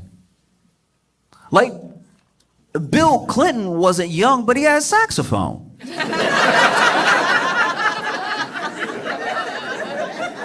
We had a saxophone, so we defended him. We were like, that shows lung capacity. Have you heard him play, though? And then you had George W. Bush. Look, George Bush wasn't young, but he...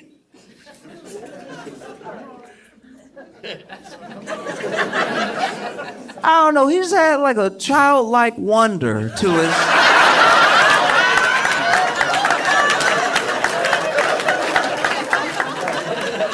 You could always tell when he was addressing the nation and he had also just learned a new word. Bush would be up there terror.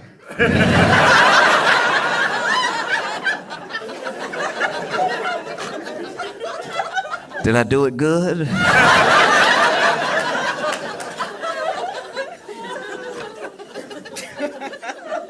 And then you had Barack Obama. And Barack Obama was younger than some of the people who have been president, before and since, but he wasn't a baby. You know what I mean? He wasn't incredibly young, but he had that exact thing I'm talking about. He had an energy that was a mobilization behind him, and he had some some measure of charisma that made up for any youth he might have been lacking.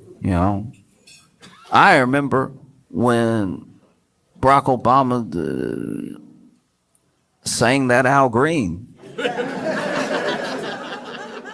That was incredibly uncomfortable.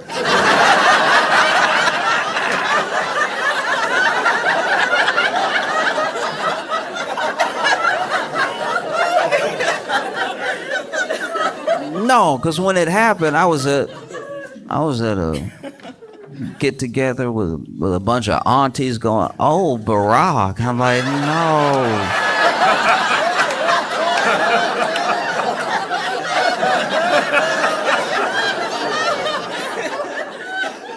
No, I'm trying to have my dinner right now. What you doing?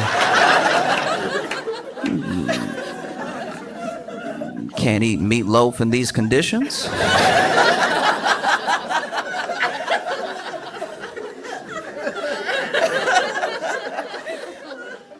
And then you went from Obama to Trump. And Trump had that energy. He had people behind him, and he came off youthful because he was like a schoolyard bully. Anytime somebody said something, any interview that went awry, he was ready, nickname, anything. He was just coming at you all the time.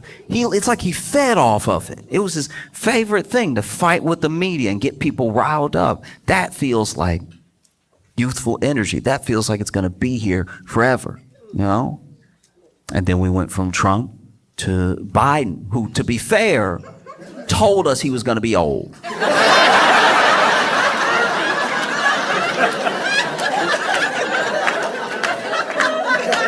I've talked about this before. We were coming at Biden. We asked Biden, and Biden was like, "Are you sure? I got a Werther's in my mouth right now."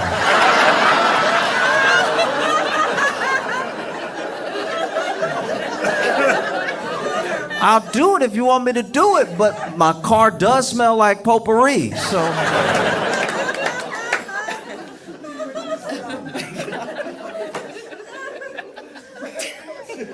I'll do it. If y'all want me to do it, I'll do it. For real. If y'all like, no. Like if I'm the only one that can stop them, if I need to do it, I'll do it. But just know, when I shake world leaders' hands at the G7, G20, whatever,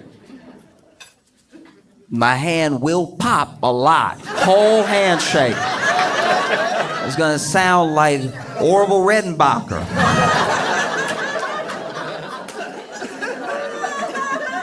But if y'all insist. And then we got Trump again after Biden, and this feels very different. You go back and watch a rally of Trump from 2016, 2017, and then you watch a press conference now, very different. It's very, very different. I mean, it seems like he's dying. Like it's because look, I'm not. It's not lost on me that to be an American, to live in the U.S., you have to become, or at least have an understanding of what you need to do to be a semi-good capitalist, right?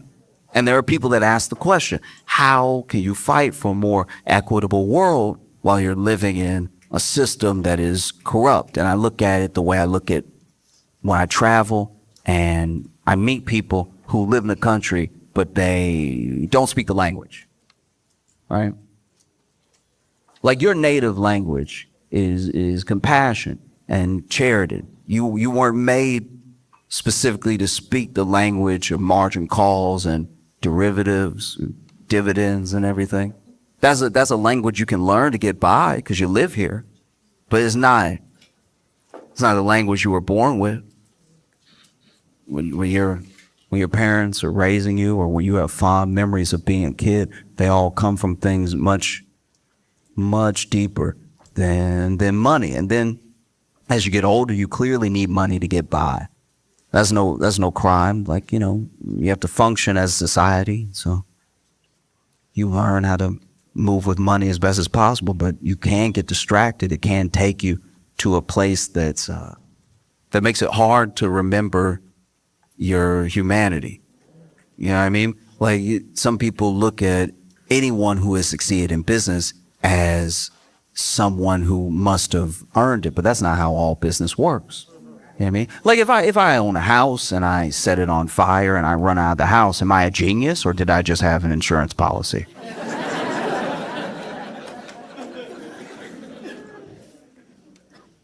Maybe both, but maybe I'm a crook. You know? Like, only solvency that you have to contend with is your soul. You know what I mean? The solvency is defined by a company's ability to pay its long-term debts, right? If a company's not solvent, you have no trust in that company, and you probably shouldn't invest in that company. And as long as we're keeping it to financial terms, a soul works in a similar way. Depending on your belief system, depends on if your solvency, your long-term debt is to God or family, your community or a cause. But like, you can tell the difference between a religion and a cult by how they measure those solvencies. You know what I mean? I'm not saying that every major religion doesn't have its blemishes. It has people, so it's going to have plenty of mistakes in its history. But, you know, a religion that only speaks to what is deeper about you and what is in you and what happens outside of all of this is probably worth looking into, worth reading about. And anything that brings it all the way down to the material good is probably a cult. You know what I mean? Just because a cult usually wants your money. They start off pretty good. A cult usually starts off with like a great party or something. And then like, I don't know, in about 3 weeks, they're like, hey, how much do you make? You know, dividends work the same way. Dividends get paid out. Companies will pay dividends to their investors, and those dividends go to shareholders. They go to investors, and if you have ever been the beneficiary of someone's kindness or goodwill, then you have dividends to pay throughout your life, you know? And I don't know if that can be understood if you only understand business. You know? Country isn't a business. It just isn't. You know what I mean? Like,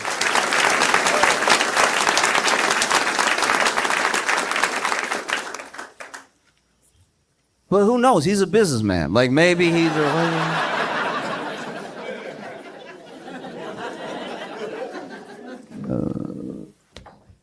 Trump is a businessman the way JFK Jr. was a pilot. You know what I mean?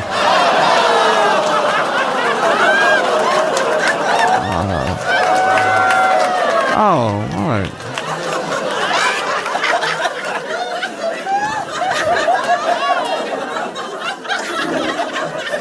No, you should groan. You're on the plane. Like, I've been traveling a lot, and in traveling, it's hard when you're an adult to look at things that you experienced when you were a kid and not recontextualize them when you get more information. When you're a little kid, the world is face value. Everything that's happening is happening because I guess it's supposed to, or because that's what people do, or everything's very simple when you're a little kid, and then you get older and you see different things, and you look back, you know, and you're like, wow, that's what was going on when I thought things were just normal, you know? And I've been experiencing that a lot with around America with the dollar stores. There are three types of dollar stores. There is Family Dollar, Dollar Tree, and Dollar General. Now, an honorable mention does go out to the 99-cent store. The 99-cent store I want to discuss first, because the 99-cent store is completely unhinged.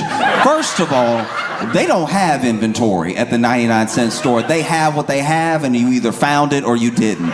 You know that you found it or you didn't because what they showcase outside the 99-cent store doesn't make any sense at all. It's just up to the discretion of that, like, franchise owner. The 99-cent store, the store will be here, right? And then they'll just put 2 shower curtains and then 16 potted plants out front.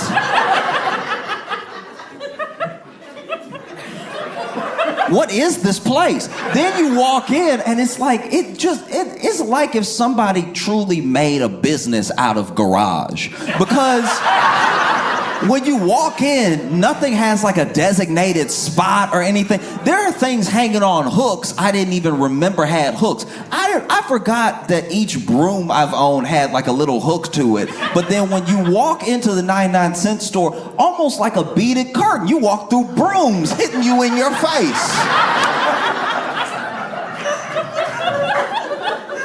99-cent store that I went to was so big. It was way too big. It was a warehouse of trash. It was like a hoarder died and then they tried to sell everything. Because the 99-cent store I went to had a stick man. It had a man who would get to the tallest stuff at the top.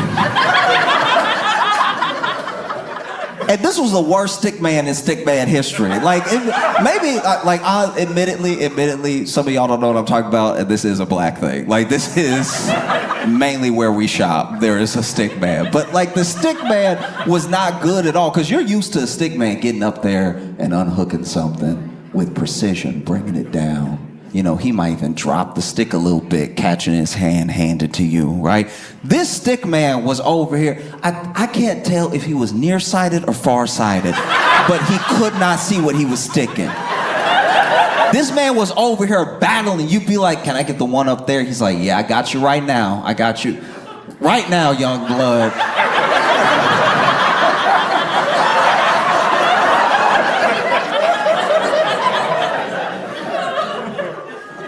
Then it falls on the ground. He pick it up, dust it off.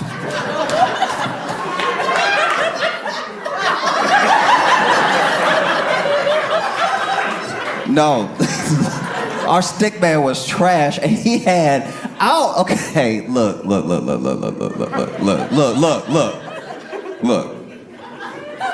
I need glasses. All right. I'm not better than anybody. I'm not judging. Everybody got their own prescription and that's their cross to bear, all right?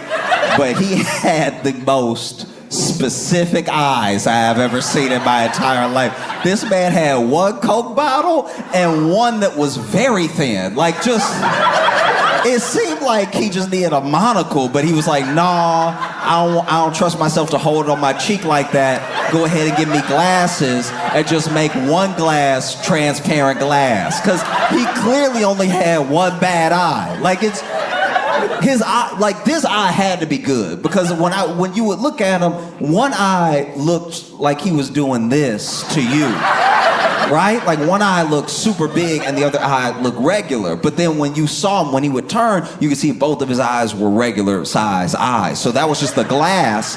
And so he had one like Coke, but thick, bulletproof glass on this side, and then one that was very, very thin, right? And he would knock stuff over and go pick it up and everything.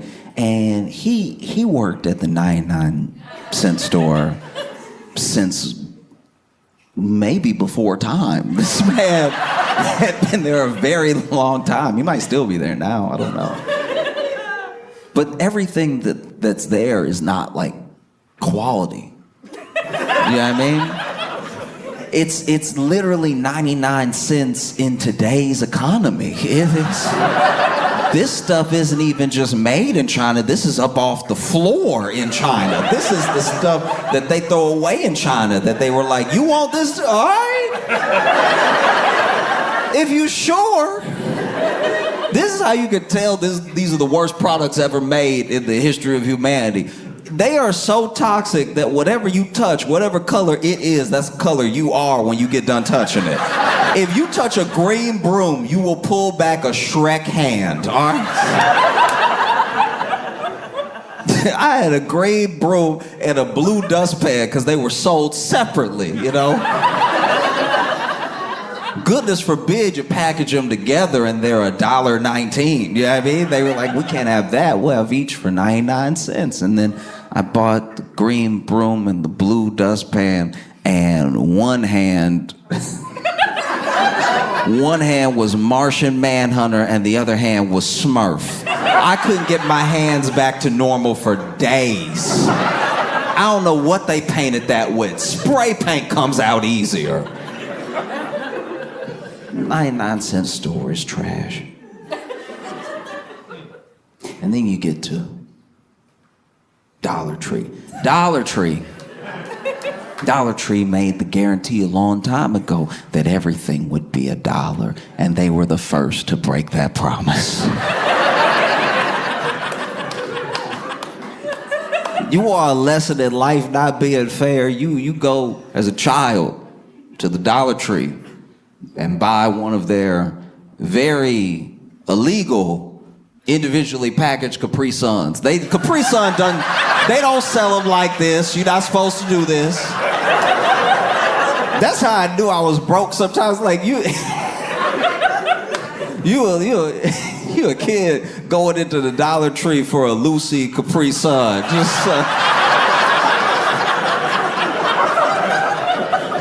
It was terrible, but like, and they don't put them on the shelf. You gotta know if you know. And so you go up there, you like, all right.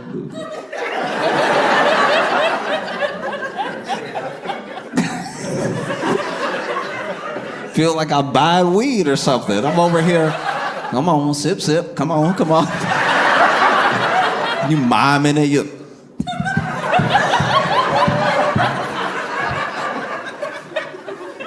One time I bought a loose Capri Sun, and the man up in Dollar Tree tried to charge me for the straw. I was like, you are the devil. You are. Ooh, I rebuke you. That's crazy. You gonna sell. That's how I can tell you a demon. You gonna sell me the straw separately. What am I supposed to do with this? Suck it with a safety pin? This is crazy. That's insane.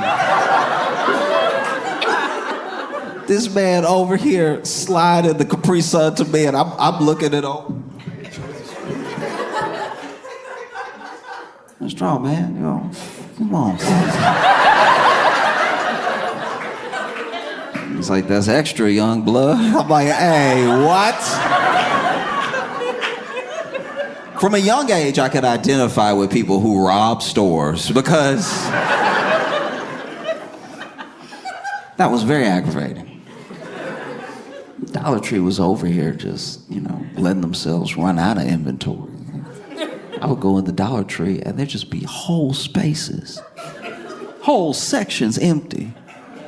At least the 99-cent store is packed. Packed to the brim with stuff that doesn't even make sense. The 99-cent store would have one of something, proudly. They'd have one of something and the price tag. There was one time I went to a 99-cent store, I saw one bra. That's crazy.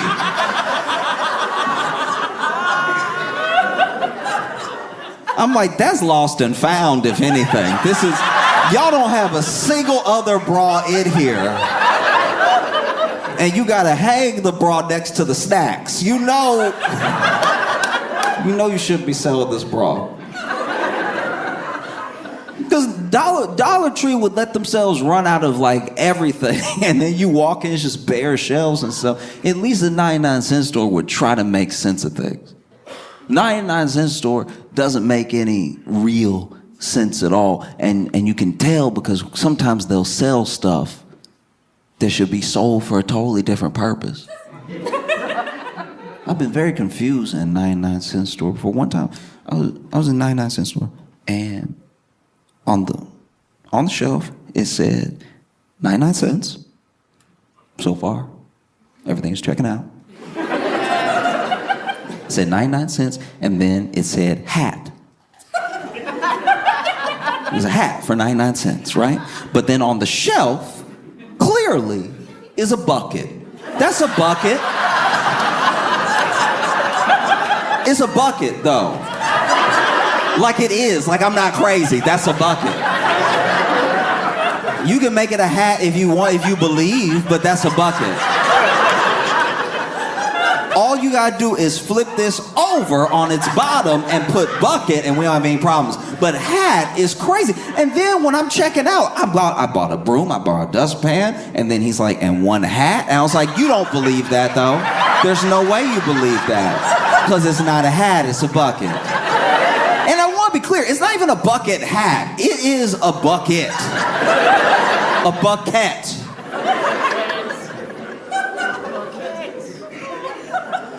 So then you have Dollar Tree.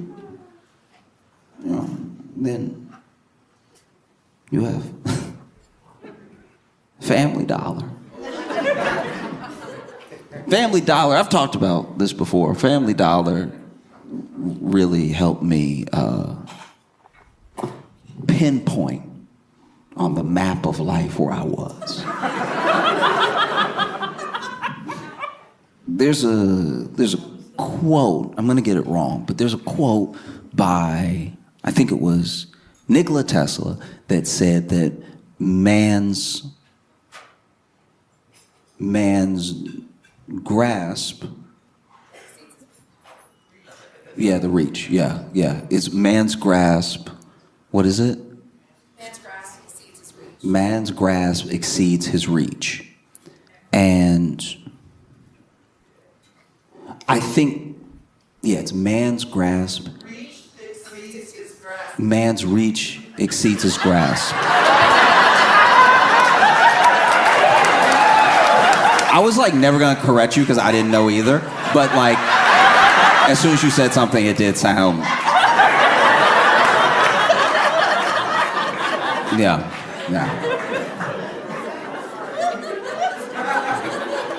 I didn't know either.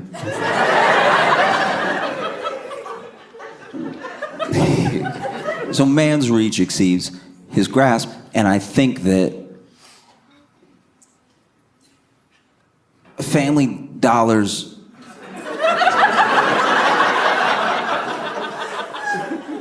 inventory exceeds its means, because every year of my life, Family Dollar has been trying harder and harder to be a grocery store.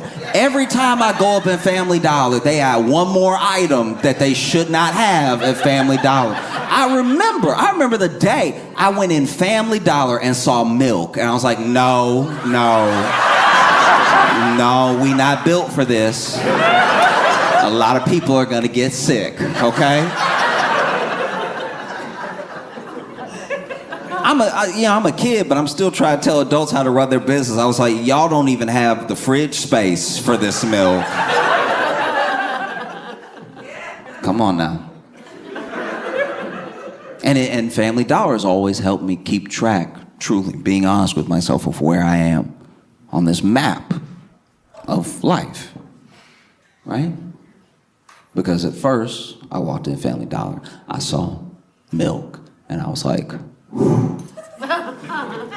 y'all, don't do this. And 2 years later, I was like, let me go ahead and get the milk.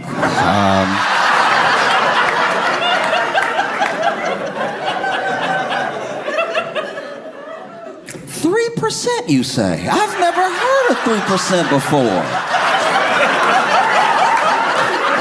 That is interesting. I've never had 3% in my life.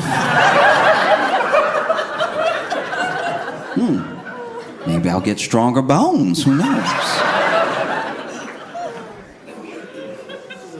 So you got Dollar Tree, you got Family Dollar, and then you have Dollar General. Dollar General is the stuff of nightmares. Dollar General is straight out of a horror movie. And I don't say that because of the experiences I've had at Dollar General. I say that because of where they put Dollar Generals. Dollar General will be the last thing you see before you die. And not in a curse sort of way, not in like the Ring sort of way. Dollar General will be put in the middle of a field. Whether you are in the South or the Midwest, the only places Dollar General truly exists and thrives is the middle of nowhere in the South, the middle of nowhere in the Midwest, and the Sahara. I don't know. By the time you see a Dollar General, you're like, is this a mirage? Because I've seen nothing but fields for 30 minutes and then one Dollar General. With a man working there from the 1800s, who knows? Those Dollar General, people that work at Dollar General get bold with you when they're out. When you out in like their area, you at this Dollar General in like Ball, Louisiana. You walk in, it's like, not from around here, huh? It's like, you even talking like the movie. Who says that to a customer? Not even where you from. Not from around here, are you? Oh. Now you can tell a Dollar General is terrifying. Because out of a Dollar Tree and a Family Dollar, I'm just talking about my experiences growing up, you know. Out of a Dollar Tree and a Family Dollar, a Dollar General is the least likely to be robbed, all right? I've seen Dollar Generals, you know, be on the news, not for being robbed, for the attempt. Do you know the horror that has to go down for the attempt of a robbery to make the actual news? Nothing got stolen, but everything that happened was still so bad that it made the news. There was a dude, it was a dude who was on the news. I'm pretty sure it was Dollar General, and this dude made the news because they ran up in the Dollar General trying to rob it, which also not a great plan. Dollar General doesn't exactly have a lot of sales going on. And so for all the sales they do have going on, let's just say no Dollar General I've heard of needs a safe, all right? And so to run up at a Dollar General to rob it, you already expecting to run out with like $26, okay? But this man ran up in a Dollar General trying to rob it, right? And not only did they take his gun, they beat him with his gun. And then the getaway driver called the police on them.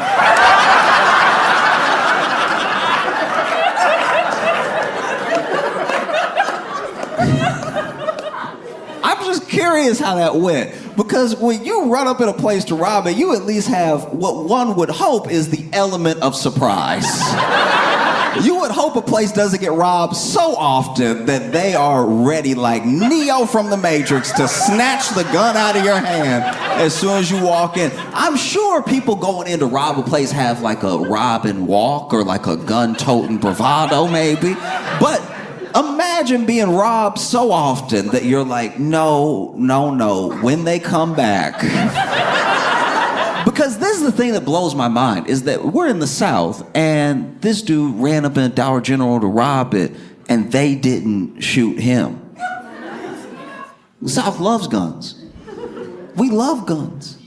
And we, like a fever dream, wish we could shoot someone. And then here is someone running in with a gun to do evil. Someone that the law would say, shoot. And the employees at the Dollar General were like, actually, I really prefer hands.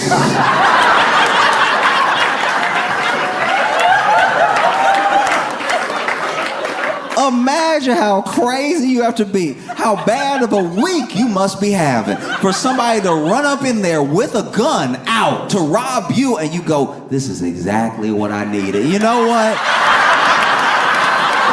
Let me tell you something about the Lord, all right? The Lord won't put more on you than you can bear, okay? And the Lord knew people had been trying me all week. People I wasn't allowed to hit. People that I could never put my hands on. And so then the Lord sent you to me at work, the place I hate most, to go ahead and take out a week's worth of frustration on you with the butt of this sawed-off shotgun.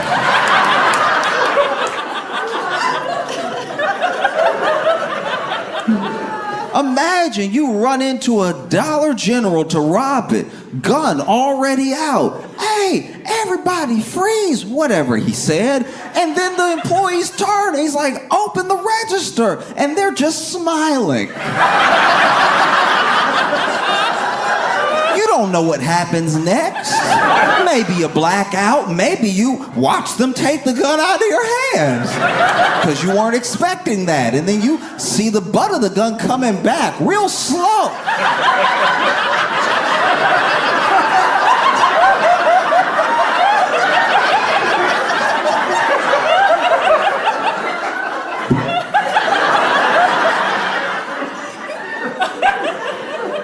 I'm sure the next part is a blur. I'm sure all you really know is you hear yourself getting whooped. It's almost like an out-of-body experience. You forget, was this my gun the whole time? It's not acting like my gun.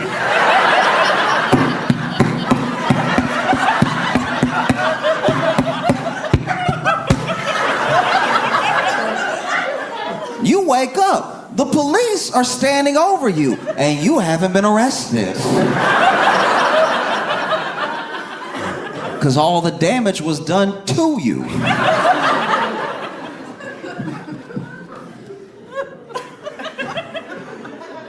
Oh, Dollar General is insane.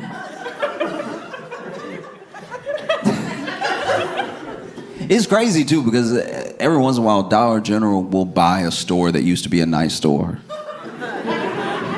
Like, it used to be like a dope store. Like, truly, it used to be like crazy. Like, I remember there was a place I went with my grandma, and I don't even remember the name. That's how like little I was, where it was just a memory of being with her holding my hand, and us walking into this place. And you know how when your little things are bigger? So I'm sure if I went there now, it would look like the size of a regular department store. But she took me to this place, and it was huge. In my head, it was so big, right? And she bought some socks, she bought some other stuff and everything, and then we left.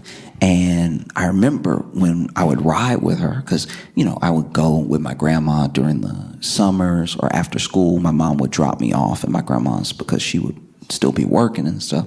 And so when I'd run errands with my grandma, we'd pass that place over and over. I'd always want to go back inside because I had such a fun memory of like, there were so many toys. It's just huge, right? And it had closed. And so my grandma would remind me every time that it had closed, right? And then eventually it became like a dollar store, like a chain dollar store. And I remember it being like, man, that place was cool. And now they sell 3% milk.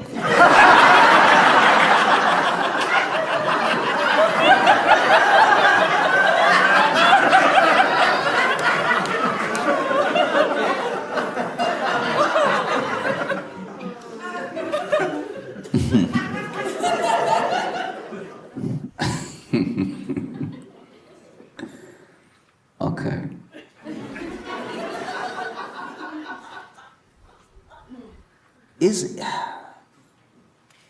I'm trying to figure out how to put this. I told my friends a story a long time ago about how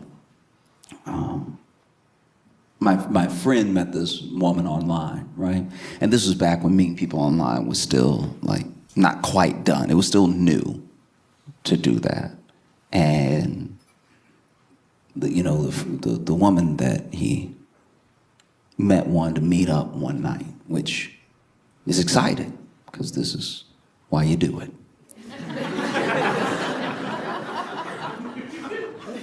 And she said she wanted to meet up, and he was like, where do you want to meet? And she was like, oh, behind the library.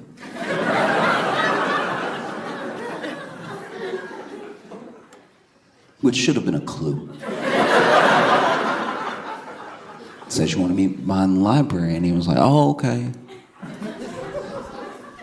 Which library? Because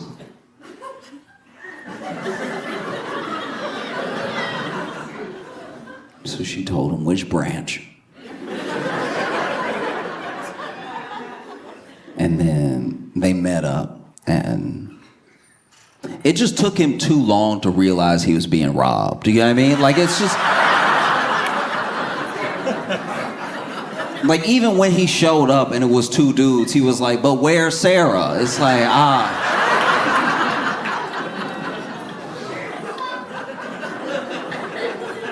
You need to wake up, dude. Sarah's a fiction. And that's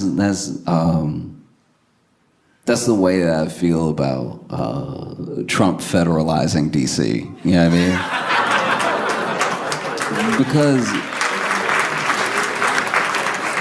I don't know. I don't know how other people feel about it, but I was watching it this morning and watching them talk about it, and it was an interesting speech because you would have thought he would have stayed on crime the whole time, but he definitely diverted a few times. Like there was one point where I really don't like. I'm not even joking right now. I genuinely don't understand what he was trying to say. Because there was one point where he was talking about how, like, trans people fight or something. And it just started to feel like the kind of conversation you have with someone who is 2,000 years old. Like, it just...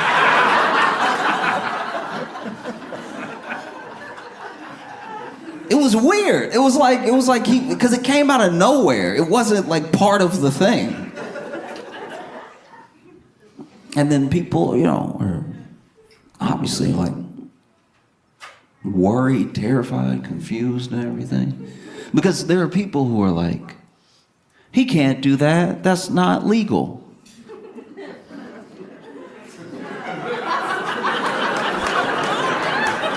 And whenever I hear that, I'm like, what are you, a Democrat? Like, this is the goofiest. That's illegal. It's like, all right. That's what my buddy said when he was getting robbed, too. He was like, well, this is illegal. Stop. Out of your mind. Hey, that's illegal. You're not wrong. You're not wrong. But what are you gonna do about it? You know what I mean? Like that's the thing. That's a question that Democrats constituents ask. That's a question that Trump is asking. That's a question on everybody's mind right now. If you oppose what he's doing, what are you gonna do about it? You know? And I don't know. I'm not gonna act like I know what to do at all because I genuinely don't. I mean, I know that people protested today off of the announcement, off the fact that, like, just imagine you live in DC and Trump says he's gonna, like, deploy the National Guard. And you just, like, not only is crime at this, like, 25, 30-year low, but, like, you just got to the point where you were probably starting to feel kind of safe on the street, and now it's gonna be the National Guard looking at you every day, confused why they're there too.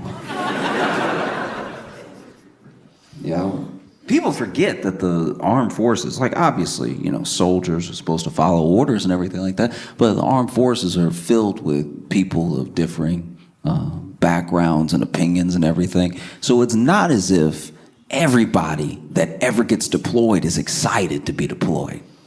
And it's not as if they're always well taken care of when they are deployed. These people, they signed up to do a service for the country. I'm curious how they feel about being deployed against the people that they're supposed to protect instead of against, like, some foreign invader or something. I'm not gonna act like I know. I've never served or anything, but I've talked to people in the service and they come from all different types of backgrounds. They vote in all different types of ways. And I'm sure that if you're walking down the streets of DC feeling disheartened, feeling like you're being occupied, there's probably somebody standing there as you walk into work that's like,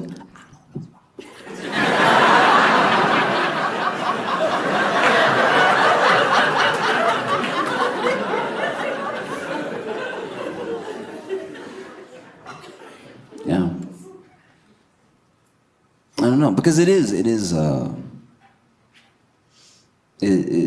been on my mind all day and trying to figure out how to not just like talk about it, but say something more than just like, I think that might be bad. Like, I think that we're having a moment a lot like my friend had, where it's like you just have to be very aware of what's happening, because to not be aware doesn't mean the thing will go away, you know? Like, we don't want to be behind a library going, "Where's Sarah?"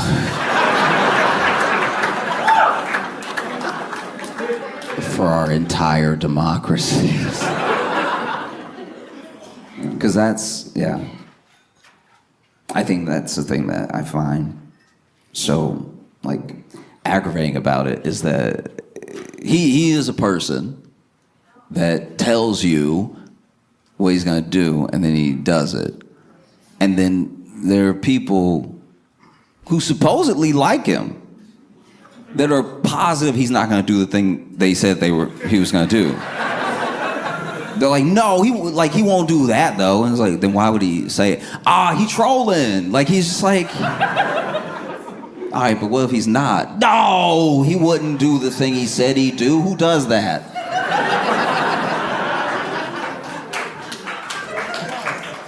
You know? Because I'm not gonna act like I know what to do. And I think it's more important for everyone should know who, on every level, their representatives are, and what they do for you, and what they're doing for you right now. And it's easier to hold those people to account when you know who they are. You know what I mean?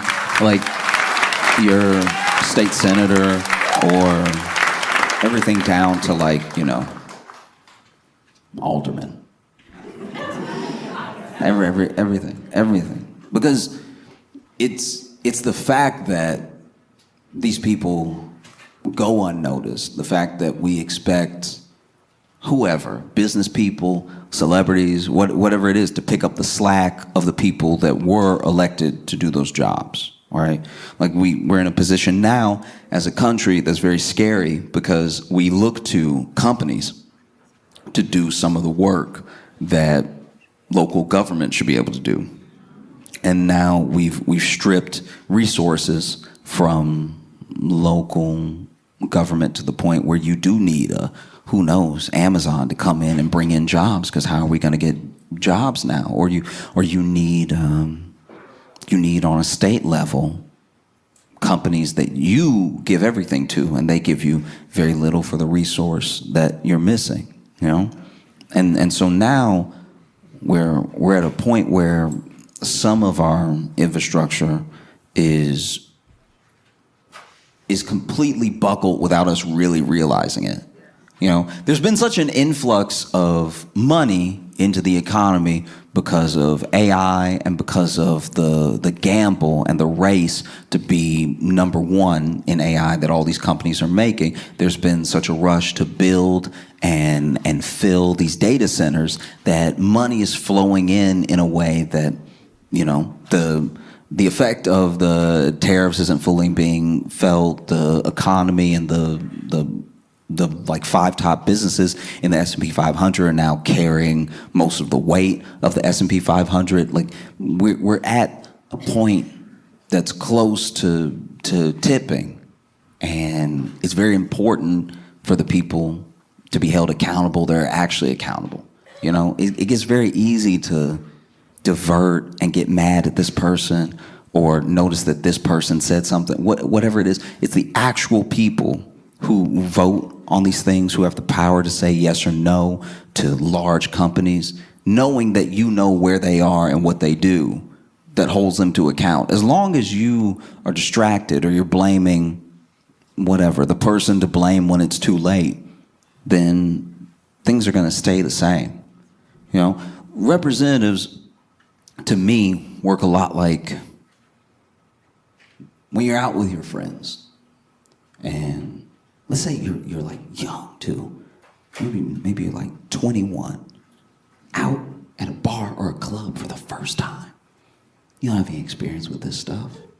You're just the 4 or 5 of you guys all together, buddies in college, going out to like a bar or a club for the first time. You don't really know. You don't have any swag yet. Don't have a ton of confidence.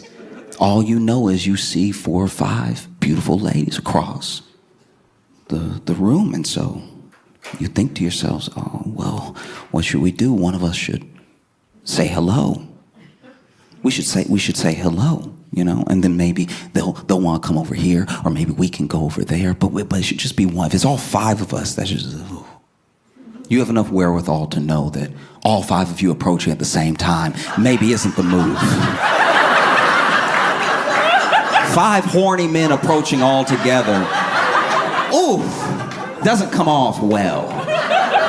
You know what I mean? If all 5 of you are, it's not gonna go fantastic, you know that. So you decide, I'm gonna we'll send a representative. One of us, the best of us, to make us look good. We'll send them over there, he'll charm everybody, and then we'll walk over and reap the benefits of his hard work. Or maybe he'll be so charming that he'll invite them over to our table, and then we can order drinks for us and them. But we'll know that we sent him, he did a good job, and then he'll come back to us.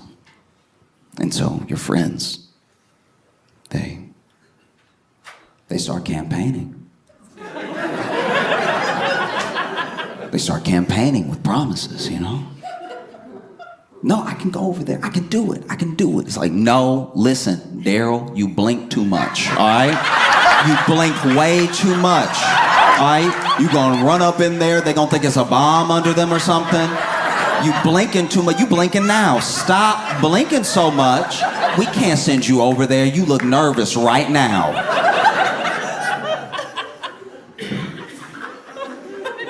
And so then the group nominates Mark. Mark has at least had a girlfriend.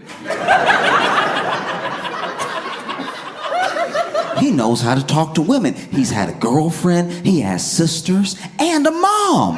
He knows what to do. Let's get Mark over there. So Mark, elected by the group,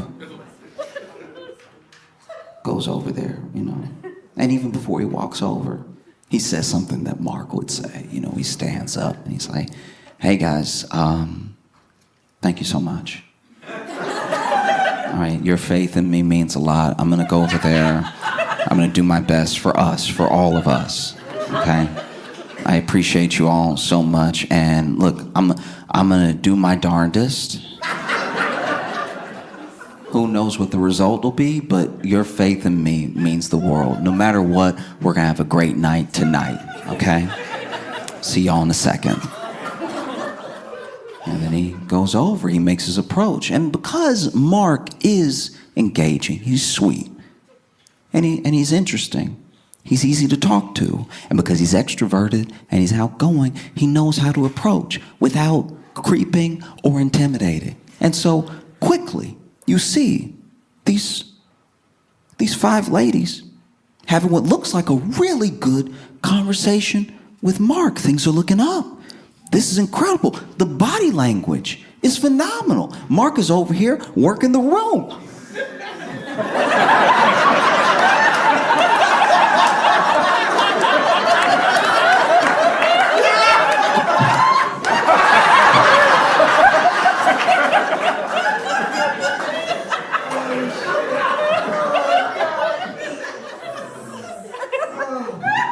And then Mark makes that motion and he points at y'all. Y'all weren't ready. You didn't know.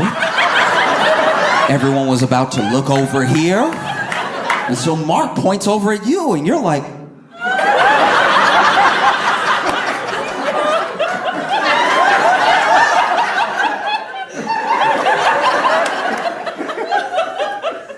Mark turns around and keeps chatting. And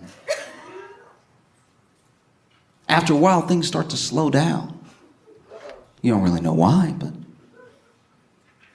some nods and still a couple of laughs. And then Mark, he doesn't beckon you over. He doesn't give the thumbs up like they're about to head back with him.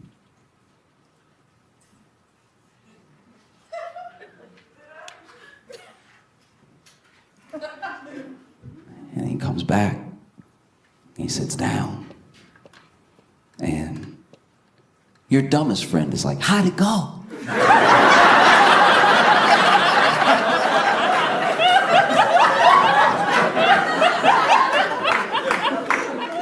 And Mark says, well, fellas, they all have husbands.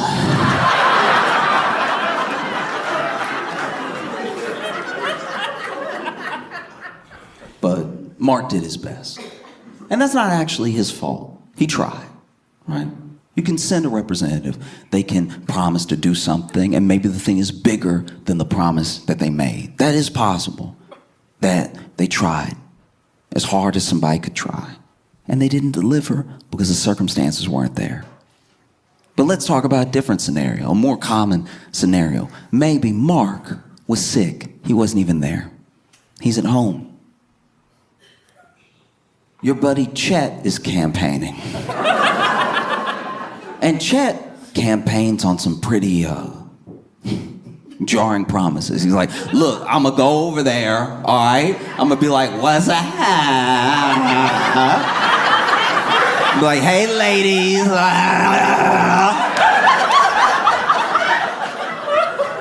You know, that'll get their attention real quick, because I'm gonna pop up right in. I'm not even gonna just like stroll up. I'm gonna walk up, and then I'm gonna clear those last two steps real fast, really get in their face. Bow, right? Like that. What's up, lady?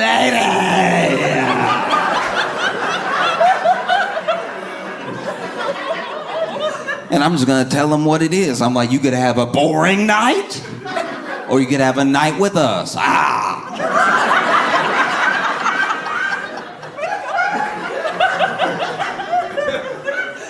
And look, Chet is the loudest.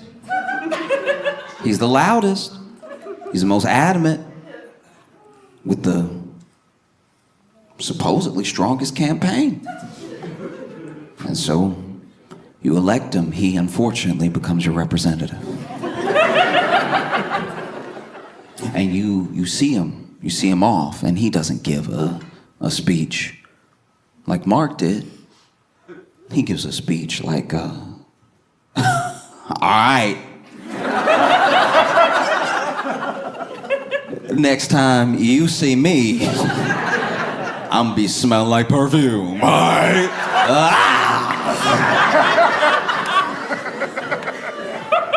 And then he walks over, and you see him walk over, and his approach is startling. Because he can't just walk over. He's doing like He's doing a walk that's like kind of Denzel, but if Denzel was severely hurt. You know, Denzel has that swag to his walk. Chet is over here.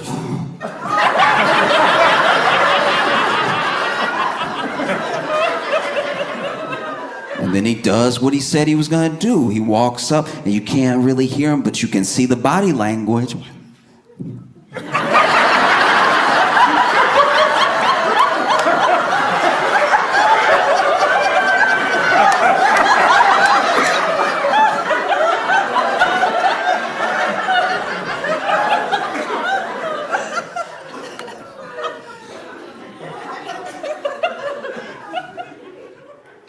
You don't hear him give his little speech, but you can tell when he gives it because everybody slapped him.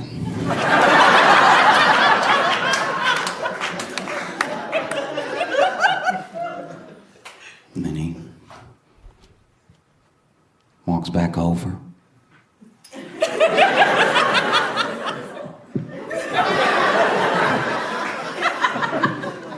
He sits down. and your dumbest friend goes, how'd it go? And he's like, man, let's get out of here. Everybody's stuck up in here.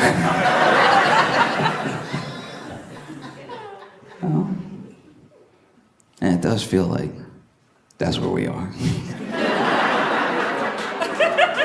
You know what I mean? We're in a pretty bad situation. There's way more Chets than there are Marks. You know, because I used to look around, especially when I first started touring, even when I was in some of the worst, you know, motels, hotels, like some of the worst, like. But I did. The first time I ever got a chance to travel this country at all and meet new people who were from new places that I had never been to before. Not only did I have a good time because I was having these new experiences, but I really felt like I was seeing something really, really beautiful. Everybody wasn't happy and everybody didn't get along. I'm not like pining for a time that didn't exist. I'm just saying that like really getting out for the first time in my life all those years ago felt a lot like walking through that department store with my grandma. It was really special. I look back on it fondly, and I am genuinely afraid that we've gone from that to a dollar store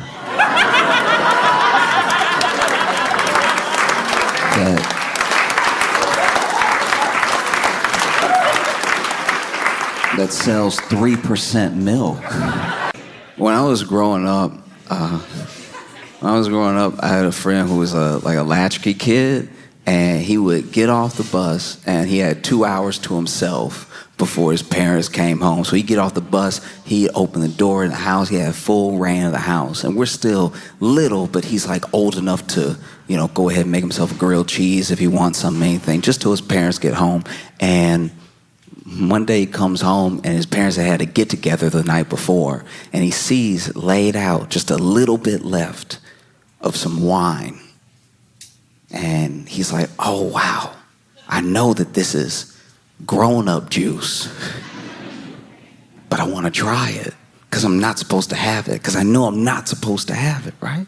And so picks it up and he's weighing the options in his head. He's like, I could try it, but what if I get caught? I'd be in so much trouble. Oh, but I really want it. Maybe nobody will know. And he's going over and over it in his head to the point where he decides, I'm gonna just have a little sip. And he's bringing it to his lips, and then he ends up slipping it out of his hand, drops it, stains the carpet, right? So now he's freaking out because it's like, oh no, they'll know there wasn't a stain there when they left. This is all on me. And he did what a lot of kids would do in that scenario. He made it worse. He was like, the only thing, and I can understand he's a kid, but this is a mistake that I don't think I would have made. The best thing for him to do in that moment, he thought, was to make a bigger mess. And then that way, the stain won't be so bad. So he grabbed a rock and he threw it through the window.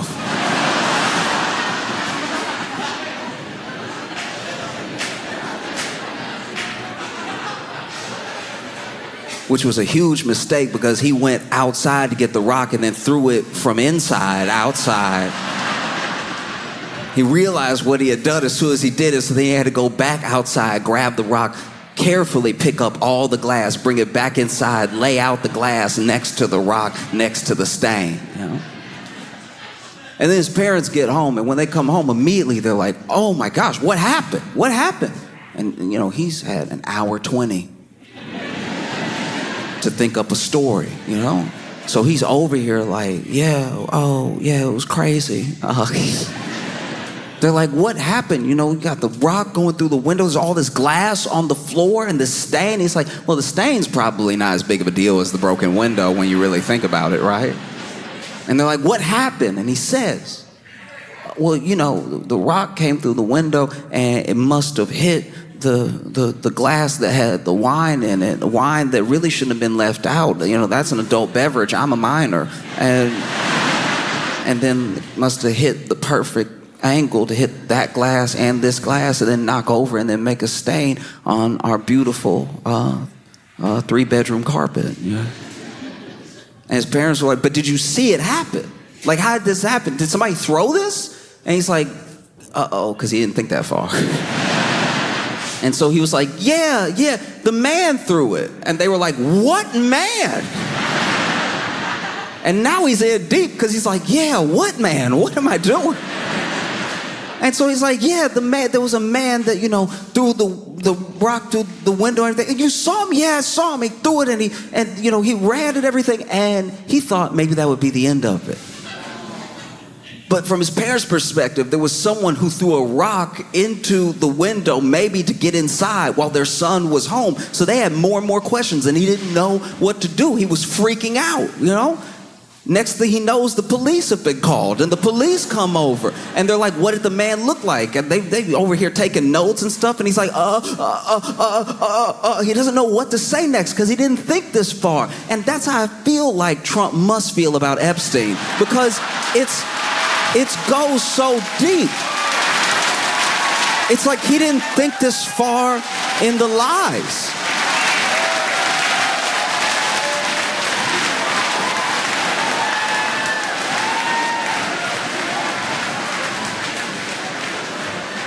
Like he just didn't account for it.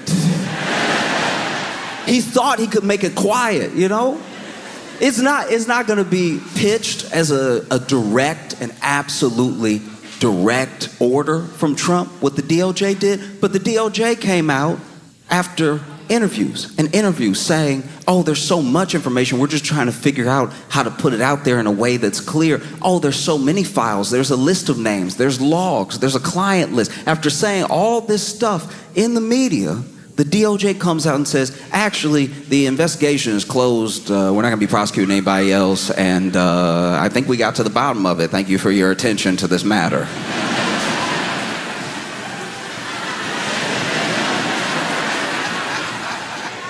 That's not going to stand at all. That's not going to stand with anybody, because you got to remember who Trump garnered with this belief that he released the Epstein files. He's got MAGA, sure, but he also has Q.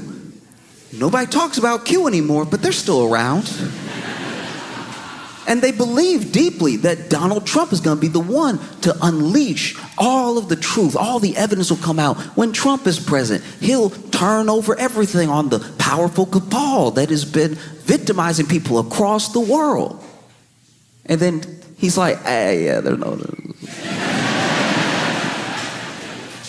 And I think he thought that he could really bury it, that he could truly bury it. But he's wrong. He's wrong because there are a lot of things that he didn't account for. There are people that Trump controls. There are people who he orders around, and there are people who blindly follow him, sure. But he didn't count on things like Jeffrey Epstein talking before he died to a biographer for like 100 hours. Like just a ridiculous amount of time. I have friends I don't think I've spoken to for 100 hours. 100 hours, you probably say a lot of nothing, and you probably say some pretty interesting stuff. Those 100 hours of conversation is how we know that Trump and Epstein were tight for years. Well, even Epstein said he knows some of the inner workings of the White House because him and Trump would just chop it up. You know what I mean? That's heavy. That's a lot to try to sidestep. And Trump's been making mistakes this whole time. Even when Epstein died, right? Epstein dies. He was in jail and he passed. Who can say how?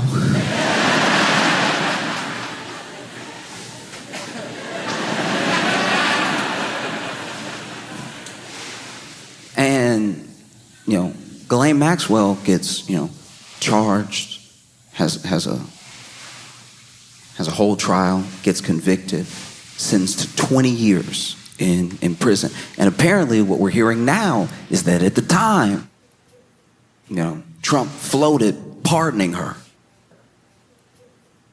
And the people that heard that almost couldn't believe it. Why would he pardon her. That's crazy. And it's like, actually, it's not that crazy when you see the picture of all of them hanging out, like, in the 90s, and they met in the 80s, and they used to fly around together. Like, that's his buddy. You know? And he even said himself, these are his words out of his mouth, when asked about Ghislaine Maxwell during the trial, he said, oh, you know, I wish her well. Somebody that's on trial for trafficking. Somebody with ties to you. I wish her well. And then people were like, why would you wish her well? And then they brought it up again, and Trump was like, I wish lots of people well. And we were like, no, you don't.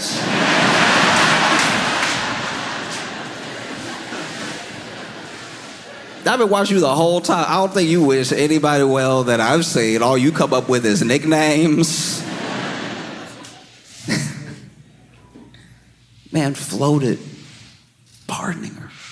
That's crazy. And then the DOJ comes out, hey, yeah, this is done. Nothing else to see here. And people were having a hard time wrapping their heads around that. People who usually stump for Trump hard. No matter what he says, they manage to twist it in a way that maybe could make sense to you, and they'll say that that's what he means. One of the reasons that Trump can do everything that he does and it comes off a different way to everybody is because so many people think that they're the Trump whisperer. Trump will say something out of nowhere, and then there'll be people like, well, what he actually meant was something more reasonable that I'm going to say right now. And I'll be like, that's interesting, because he didn't say any of those words in that order when he was speaking. And I think he had a teleprompter, so I don't see how that's possible. And so everybody thinks that they can be the Trump whisperer, and it's just not working this time. You see people trying to come up with why Trump, why the FBI, why the Attorney General would all of a sudden, what feels like out of nowhere, try to shut this whole thing down, right? Alex Jones, of all people, saw what the DOJ did, and he made a video crying.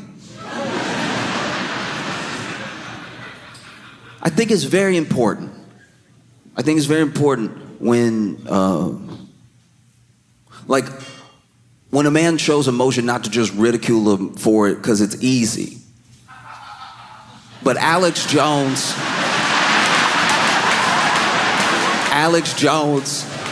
cries weird.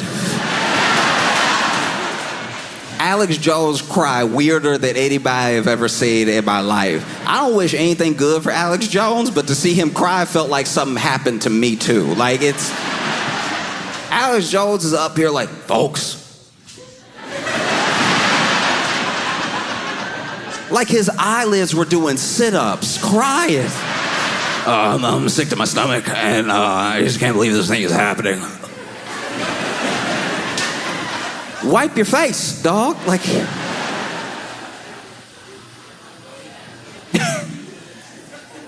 and even Alex Jones trying to come up with something. He's like maybe the deep state got to him, and the deep state is like in his body, and that's why he's doing this stuff right now. And then he'll be back to normal after he has one of my protein shakes. You can go to my website and buy frog protein for $19.99.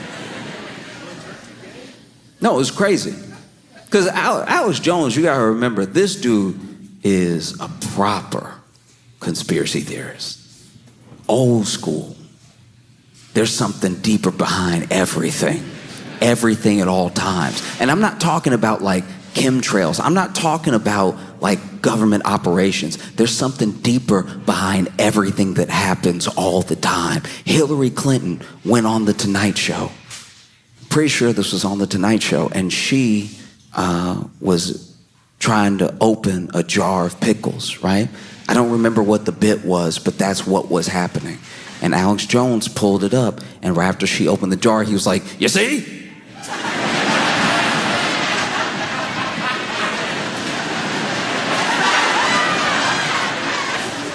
Do you see what happened right there? Hillary Clinton didn't open that jar. Now, in the video, she has opened the jar. Hillary Clinton didn't open that jar. That jar was pre-opened. All right? You can tell because there was no pop. There's supposed to be a pop. There's supposed to be a... There was no, I brought the same jar. I'm gonna open for it right now. And this man spends a while trying to open the jar. He spends an uncomfortable amount of time trying to open the jar. I think at one point he even had a rag too. You know, like those kitchen tricks you use? He over here, you know, sometimes you like tap the top of it, you like.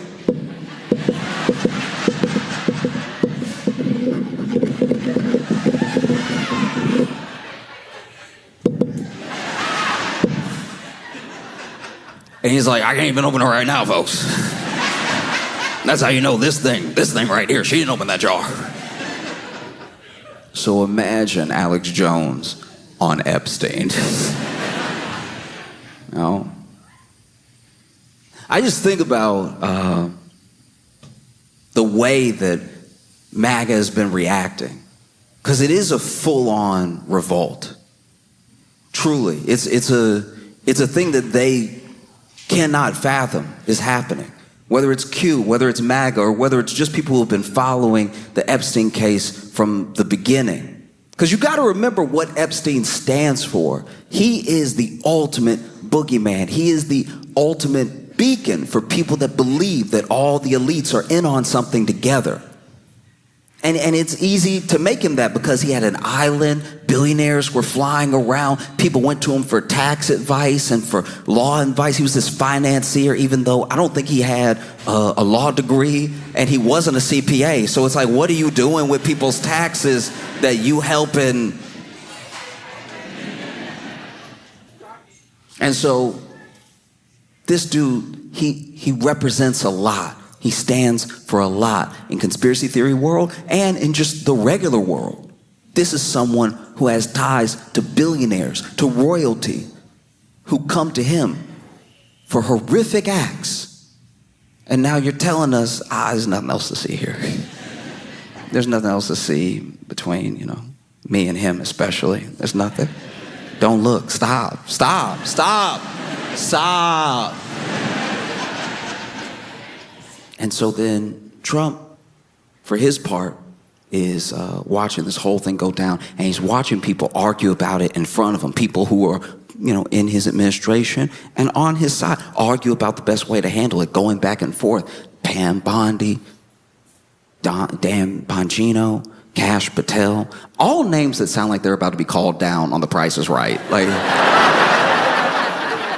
all three of them are constantly going at it because then, like, Bongino is upset with Pam because he thinks that Pam overpromised and underdelivered and everything. Why would you even say that this stuff was coming unless you had a plan? You were just talking in front of the camera. And then Pam is going back at him, and Trump's watching this whole thing. And then in a press conference, they even asked him, they actually asked Pam Bondi a question about the tapes and the DOJ's memo and everything. And Pam Bondi was ready to answer. She was about to speak, and Trump interrupted her. He's like, hey, look, are we still talking about this guy? Like, no, like what? Like why? Like years? Like why? Like everybody's talking about this dude. Like, what's the point? You know what I mean? Like, it's just, I mean, I'm sick of this for you, Pam. You don't even feel like answering, do you? And Pam didn't catch. She wasn't quick enough. She was like, no, I don't mind answering. And I know Trump had to be sick when that happened. It's like,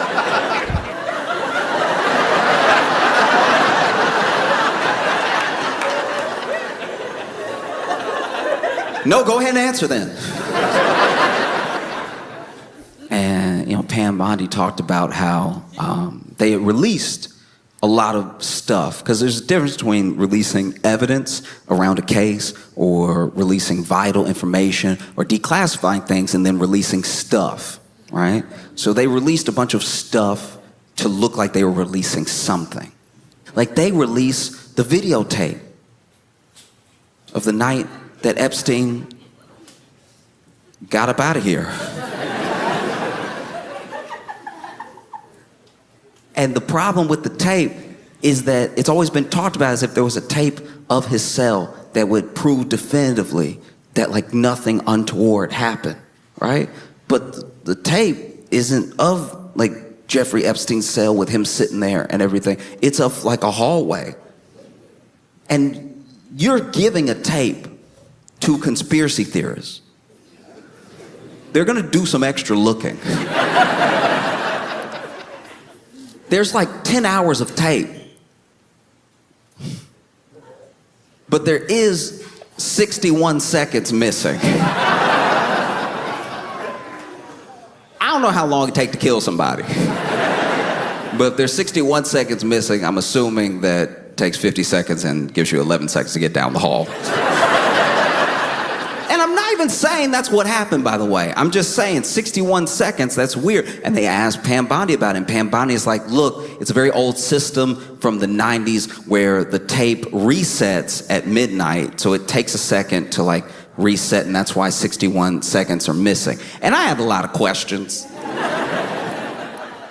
I had a ton of questions. One, my first question, didn't even concern Epstein. My first question was, why are you telling everybody that? Because that is very valuable information if you're a prisoner in that.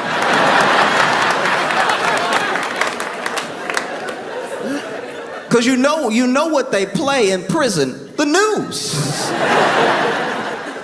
You probably sit there in Gen Pop like, wait, it what? Every day?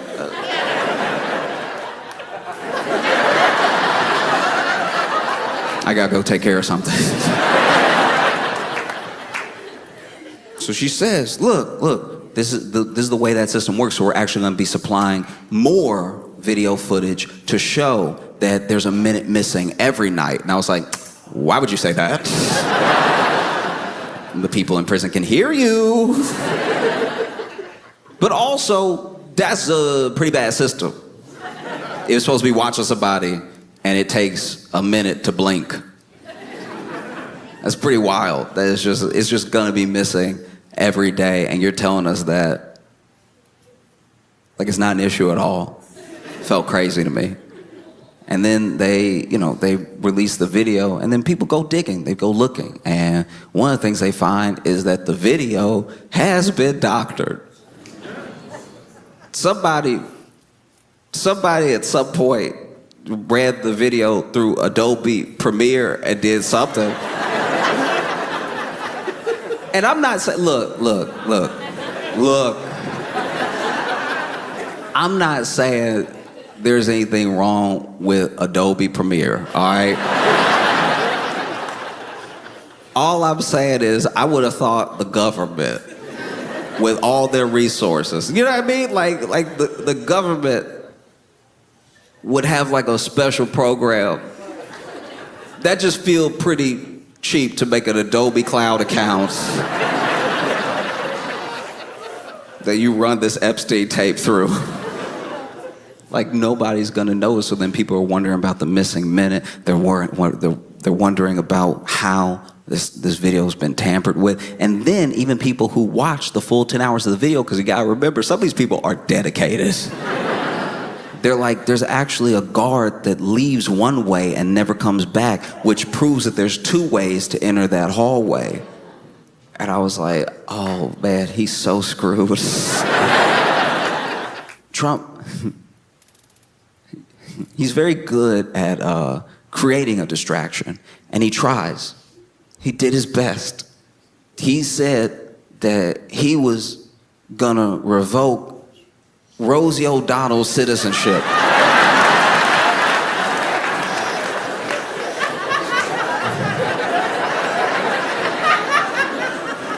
On any other day in American history, that would be a headline. Any other day, that'd be wild. And look, Rosie O'Donnell and Donald Trump have what I think is now like a 20-year feud going on, which is absolutely insane. The President of the United States has the ultimate and deepest beef. His arch nemesis is the actress from Harriet the Spy. That is mind-boggling. The leader of the free world is ready to have it out at any given moment with the voice actress from the main gorilla in the Disney movie Tarzan. The man with his fingers on the button for the nukes has a deep hatred in his heart, decades long, for Nickelodeon Kids' Choice Award winner Rosie O'Donnell.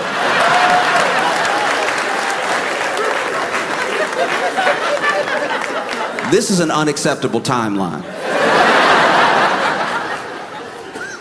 That is crazy. I don't even know what Rosie O'Donnell did that day. Like, I don't know what even brought it up. But he says, I'm thinking about revoking Rosie O'Donnell's citizenship. If Ireland wants to keep her, they could have her. And any other day, this would be the story. He knows that.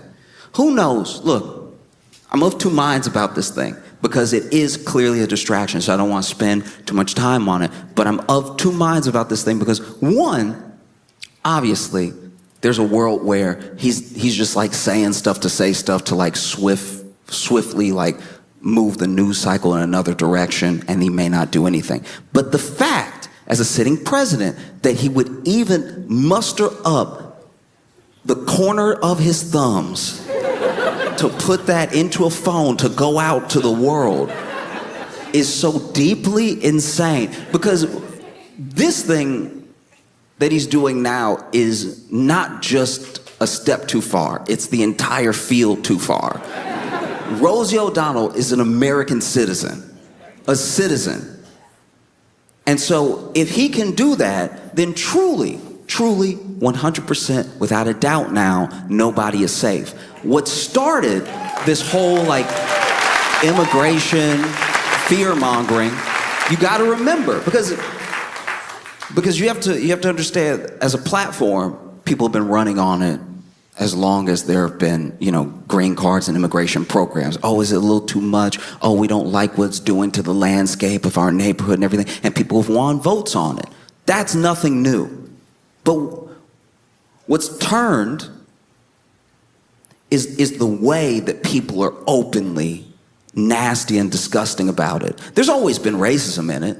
It's mainly what it is, because if you really cared about people coming over the right way, the legal way, then you would make the right way and the legal way clear, and you wouldn't kidnap people at their green card interviews, and you wouldn't have like mass people picking people up after baseball practice, okay? If that's what you cared about. And you also, you've structured this thing to make these people seem like monsters. That's been the plan this entire time, because if somebody is a monster, it is part of the human condition and a flaw that we have. As long as we see somebody as a monster, whether they are or not, we don't really care what happens to them.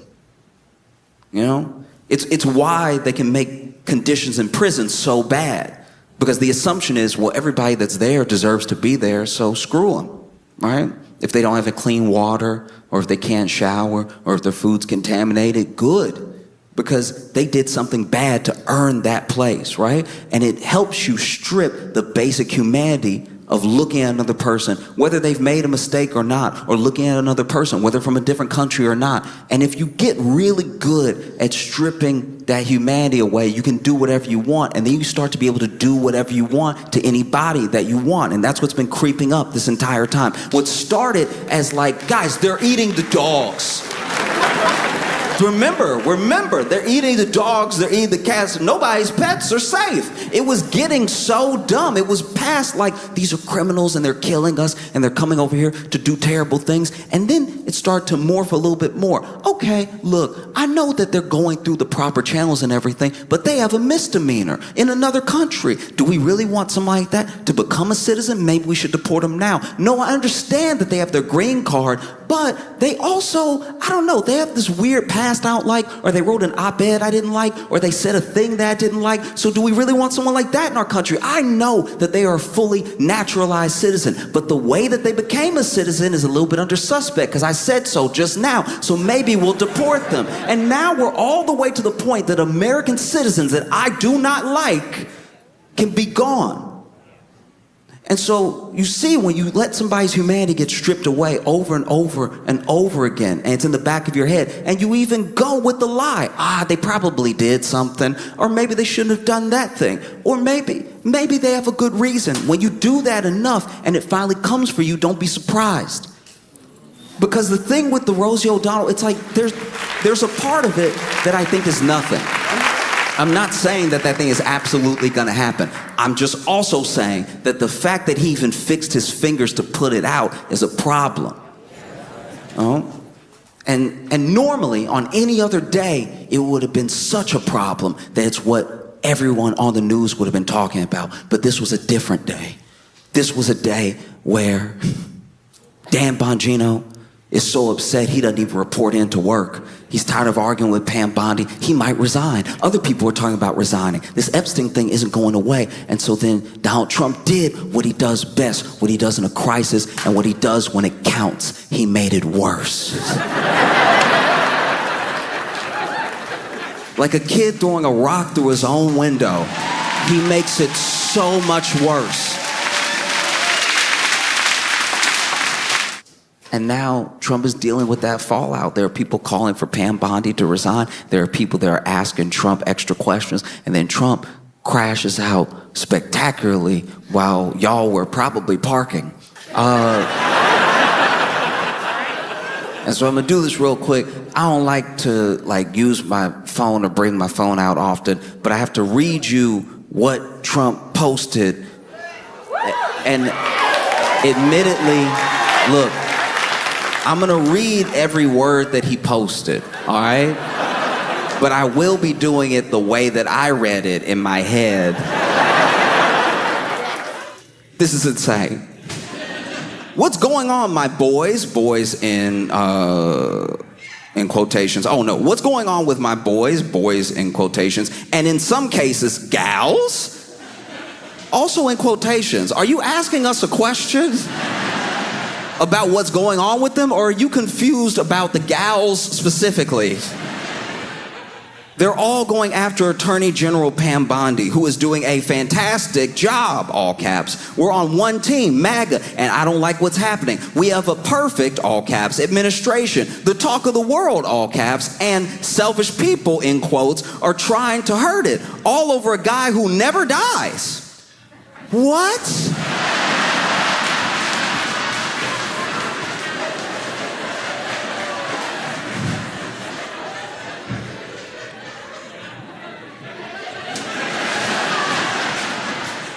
I'm not saying that Trump killed Epstein. I'm not saying that at all.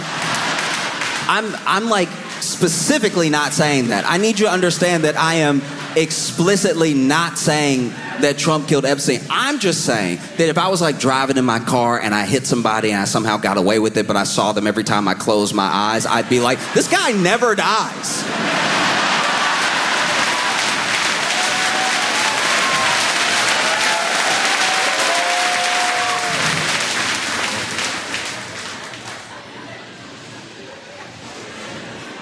All over a guy who never dies, Jeffrey Epstein. For years, it's Epstein over and over again. This is a man who hasn't slept. For years, it's Epstein over and over again. Why are we giving publicity to files written by Obama?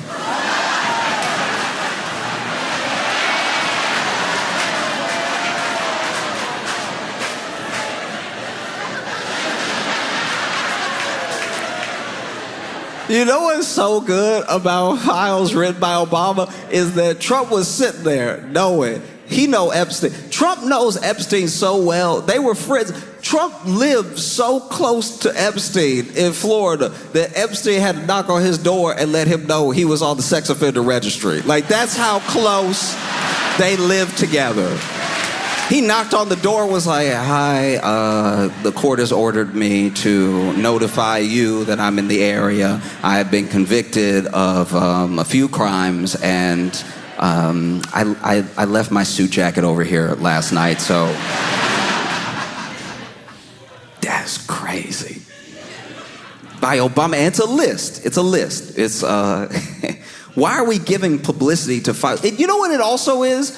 This man was sitting here knowing that he knows Epstein. He's sitting here knowing that this looks very bad. And he did the DOJ thing, even though it's not directly tied to him, even though the president isn't allowed to interfere. He clearly did the DOJ thing where he told them to shut it down. And now people are rebelling against him. And he's sitting there like, how can I make it DEI?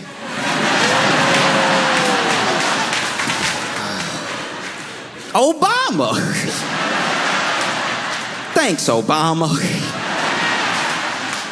Why are we giving publicity to files written by Obama, crooked Hillary, Comey, Brennan, and the losers and criminals of the Biden administration? So I guess they were all in a room in this scenario, and they wrote the files together in tandem. Like Obama just knew that everyone in the Biden administration would be in the Biden administration one day, so he gathered them all together. But this is also before Epstein ever died or anything. So Obama time traveled to like right after to know it would hurt Trump. So then he came back in regular time and he sat down Hillary Clinton, Comey, Brennan, and the loser, he had to get all the losers and criminals of the Biden administration in one room so they could write. Also, wrote the files? Isn't it a bunch of documents? And the losers and criminals of the Biden administration, I do like that he said there are criminals in the Biden administration, but there are some people who aren't criminals. They're just losers. But I want to make sure I address them too. You're not safe. You're not safe just because you're not a criminal if you're a loser as well, all right? In fact, you're a loser because you're not a criminal, all right? I have 34 felony convictions, and I'm the president, okay? You out here not even a criminal. You can't even criminal good. Loser. And the losers and criminals of the Biden administration who conned the world with Russia, Russia hoax, 51 intelligence agents, intelligence is in quotes, the laptop from hell. I don't know what that means. I don't know.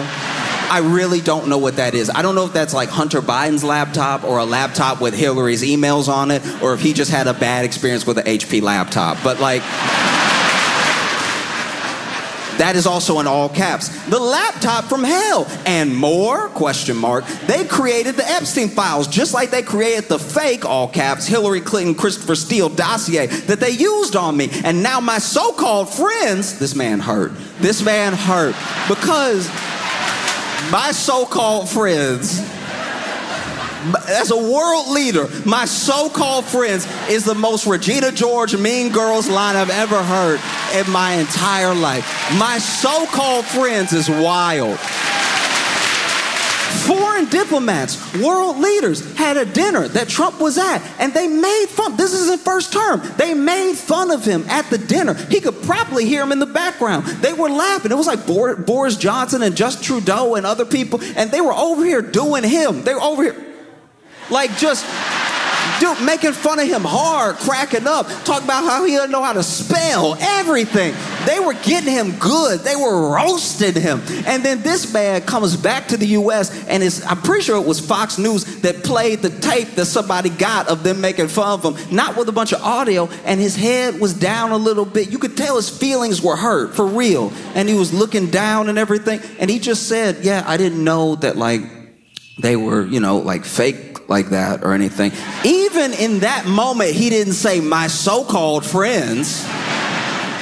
My so-called friends is insane. And now my so-called friends are playing right into their hands. Why didn't these radical left lunatics release the Epstein files? If there was anything in there that could have hurt the MAGA movement, why didn't they use it? And this is good.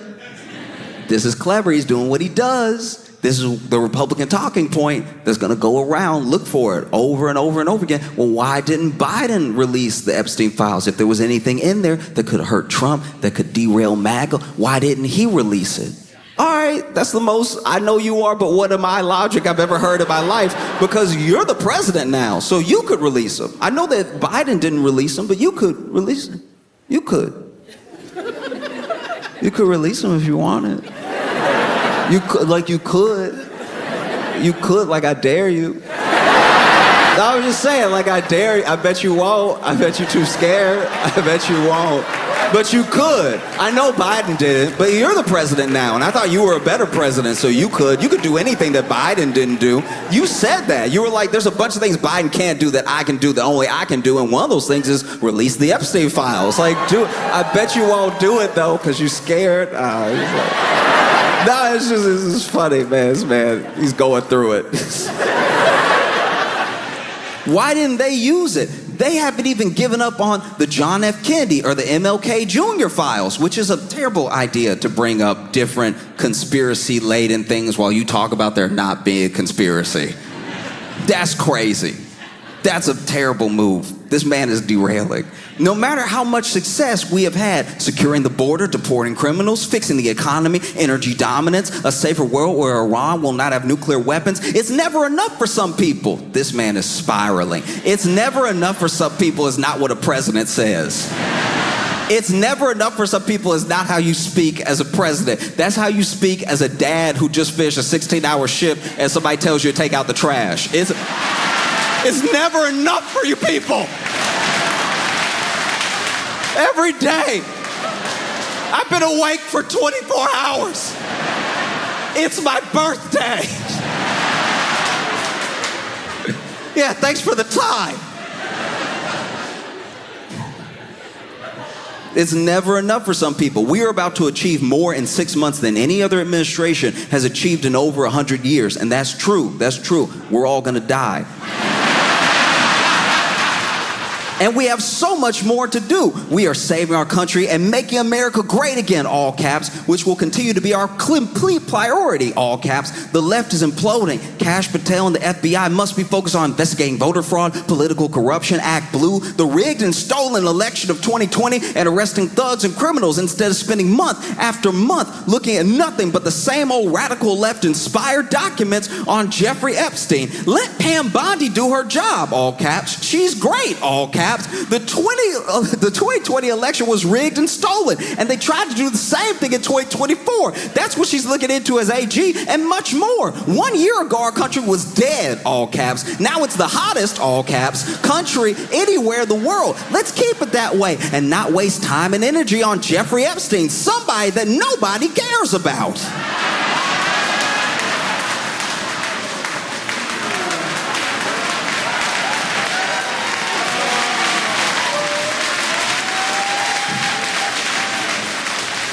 Thank you for your attention to this matter.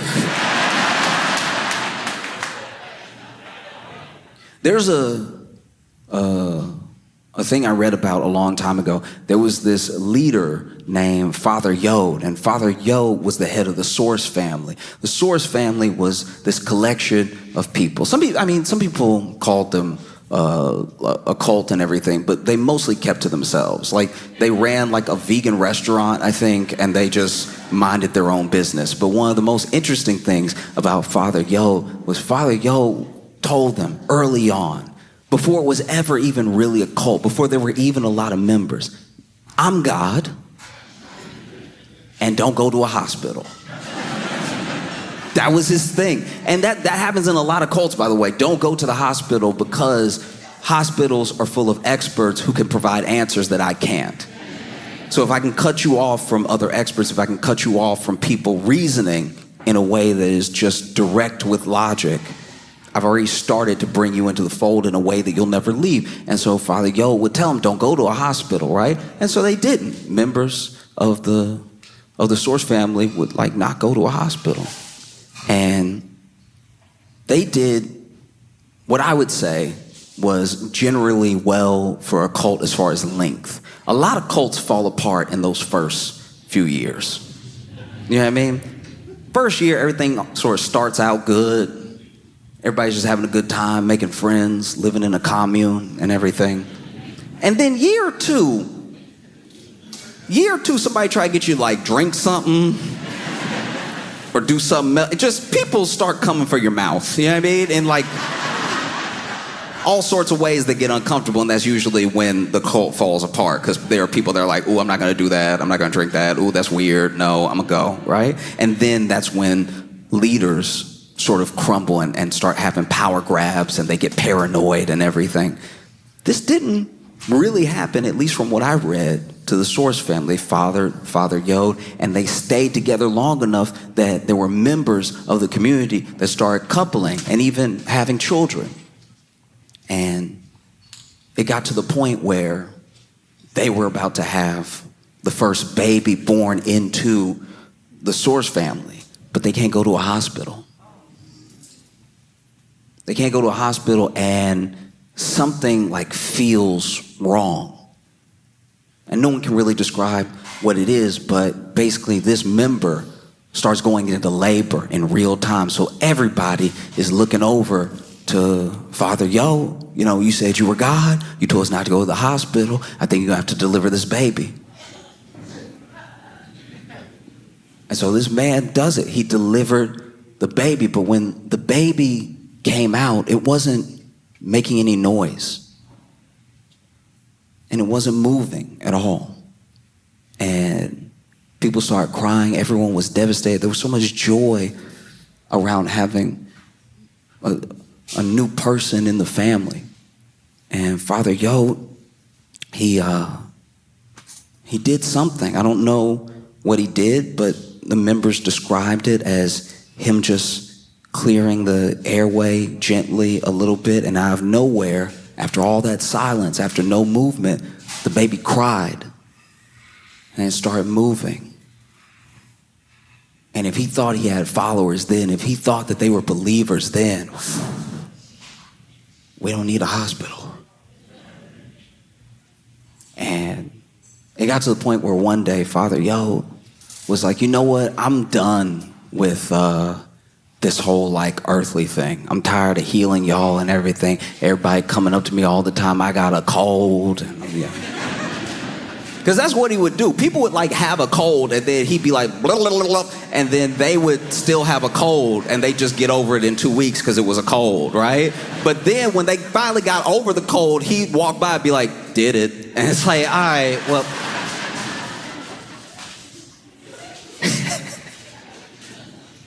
And so, this one day, Father Yod said, you know what I'm gonna take a vacation. Get away from y'all for a little bit. I'll come back, but I'm gonna take a vacation. I'm gonna take it in heaven. And so he got on a 1,300-foot cliff with a glider. Because I guess he thought he was gonna glide up enough to just like get to heaven's front door or something. Like this man is truly like lost to the sauce, right? He'd been leading the cult too long. He believed him now.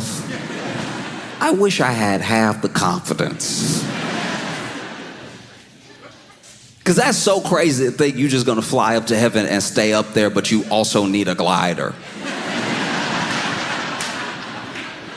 Do you know what I mean? Like, at least people on ecstasy think they gonna just fly immediately, you know?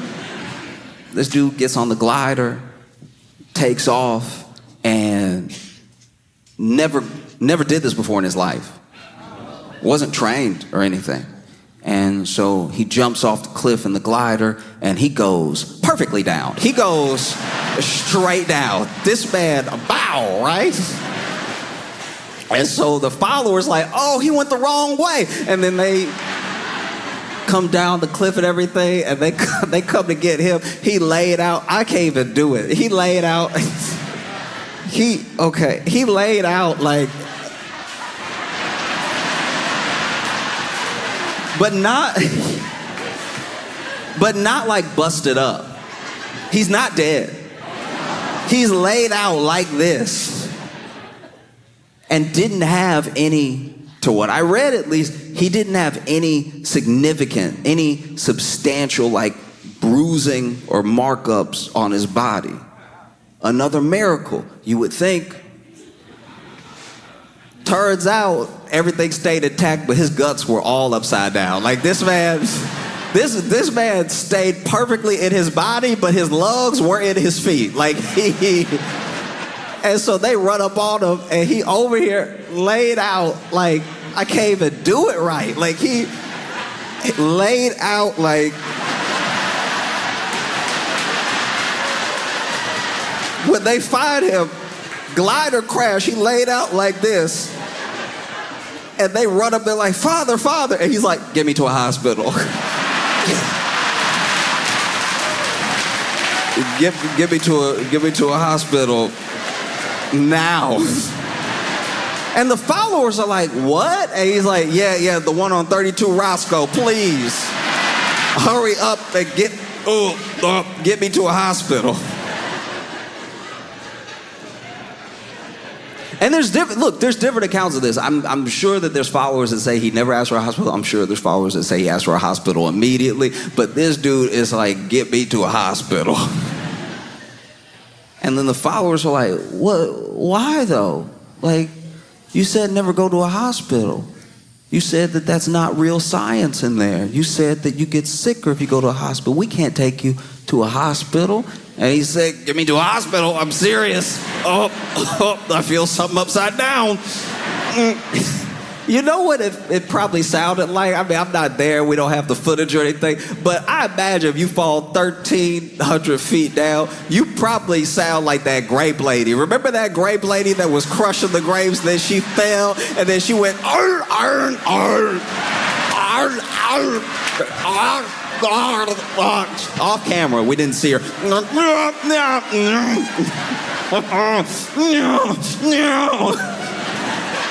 Because I'm sure when he said, "Get me to a hospital," they really didn't understand what he was saying at first, because he was like, "Get me to a...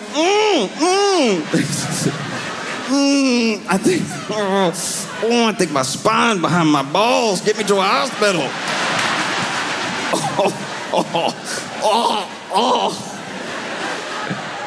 But then my man looked intact. So they're like, "No, he doesn't need a hospital, he just needs rest." And then he died 9 hours later. And so when I see the way that like MAGA is turning on Trump, it just feels so much like, why would you...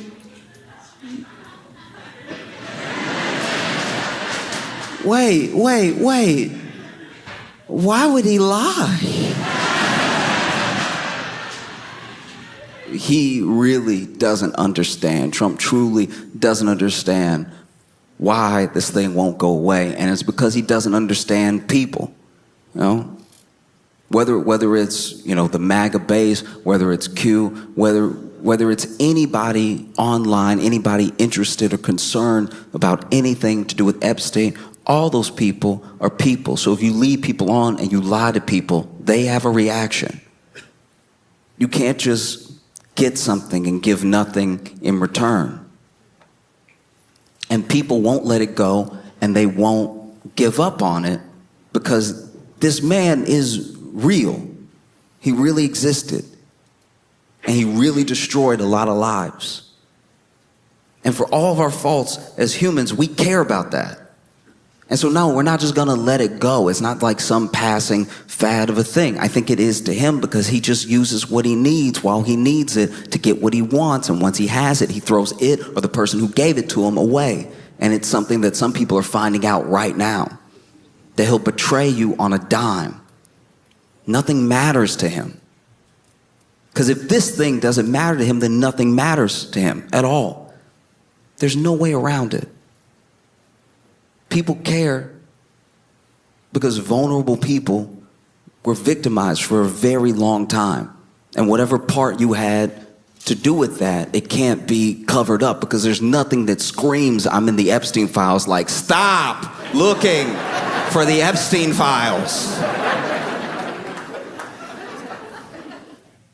One thing that I thought was incredible, one thing that put a smile on my face, was when Rosie O'Donnell responded to Donald Trump talking about revoking her citizenship. And I know I don't like to pull out my phone, but I want to read you what she said. You can actually look. You can actually. This is on her Instagram, so you can actually look this up for yourself. I'm not kidding. This is crazy. So first thing she does is post a picture of Trump and Epstein together, which is which is genuinely hilarious. And Rosie O'Donnell posted in the caption, "Hey Donald, you rattled again?" 18 years later, I still live rent-free in that collapsing brain of yours.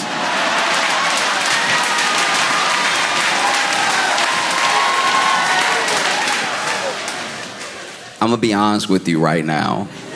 I watch the news all the time. I watch people try to defend Trump. I watch people attack Trump, and I'm chronically online. So I watch people insult Trump all day long, and I have never come across collapsing brains.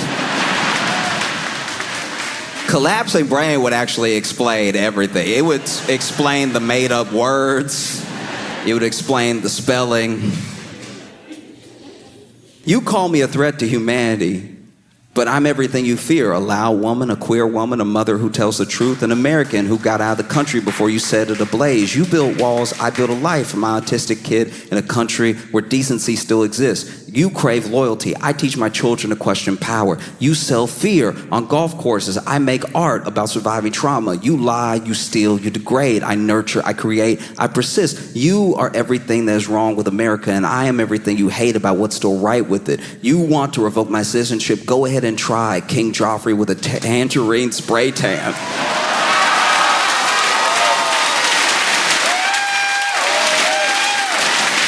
Jeez. I'm not yours to silence, I never was, and then it's the Irish flag signed Rosie. And if I'm being honest, I just never expected, I never expected the President of the United States to be so effectively eviscerated by one of the supporting actresses from A League of Their Own. It just feels wild that this is life. Philly, y'all been phenomenal. Thank you so much. I appreciate y'all.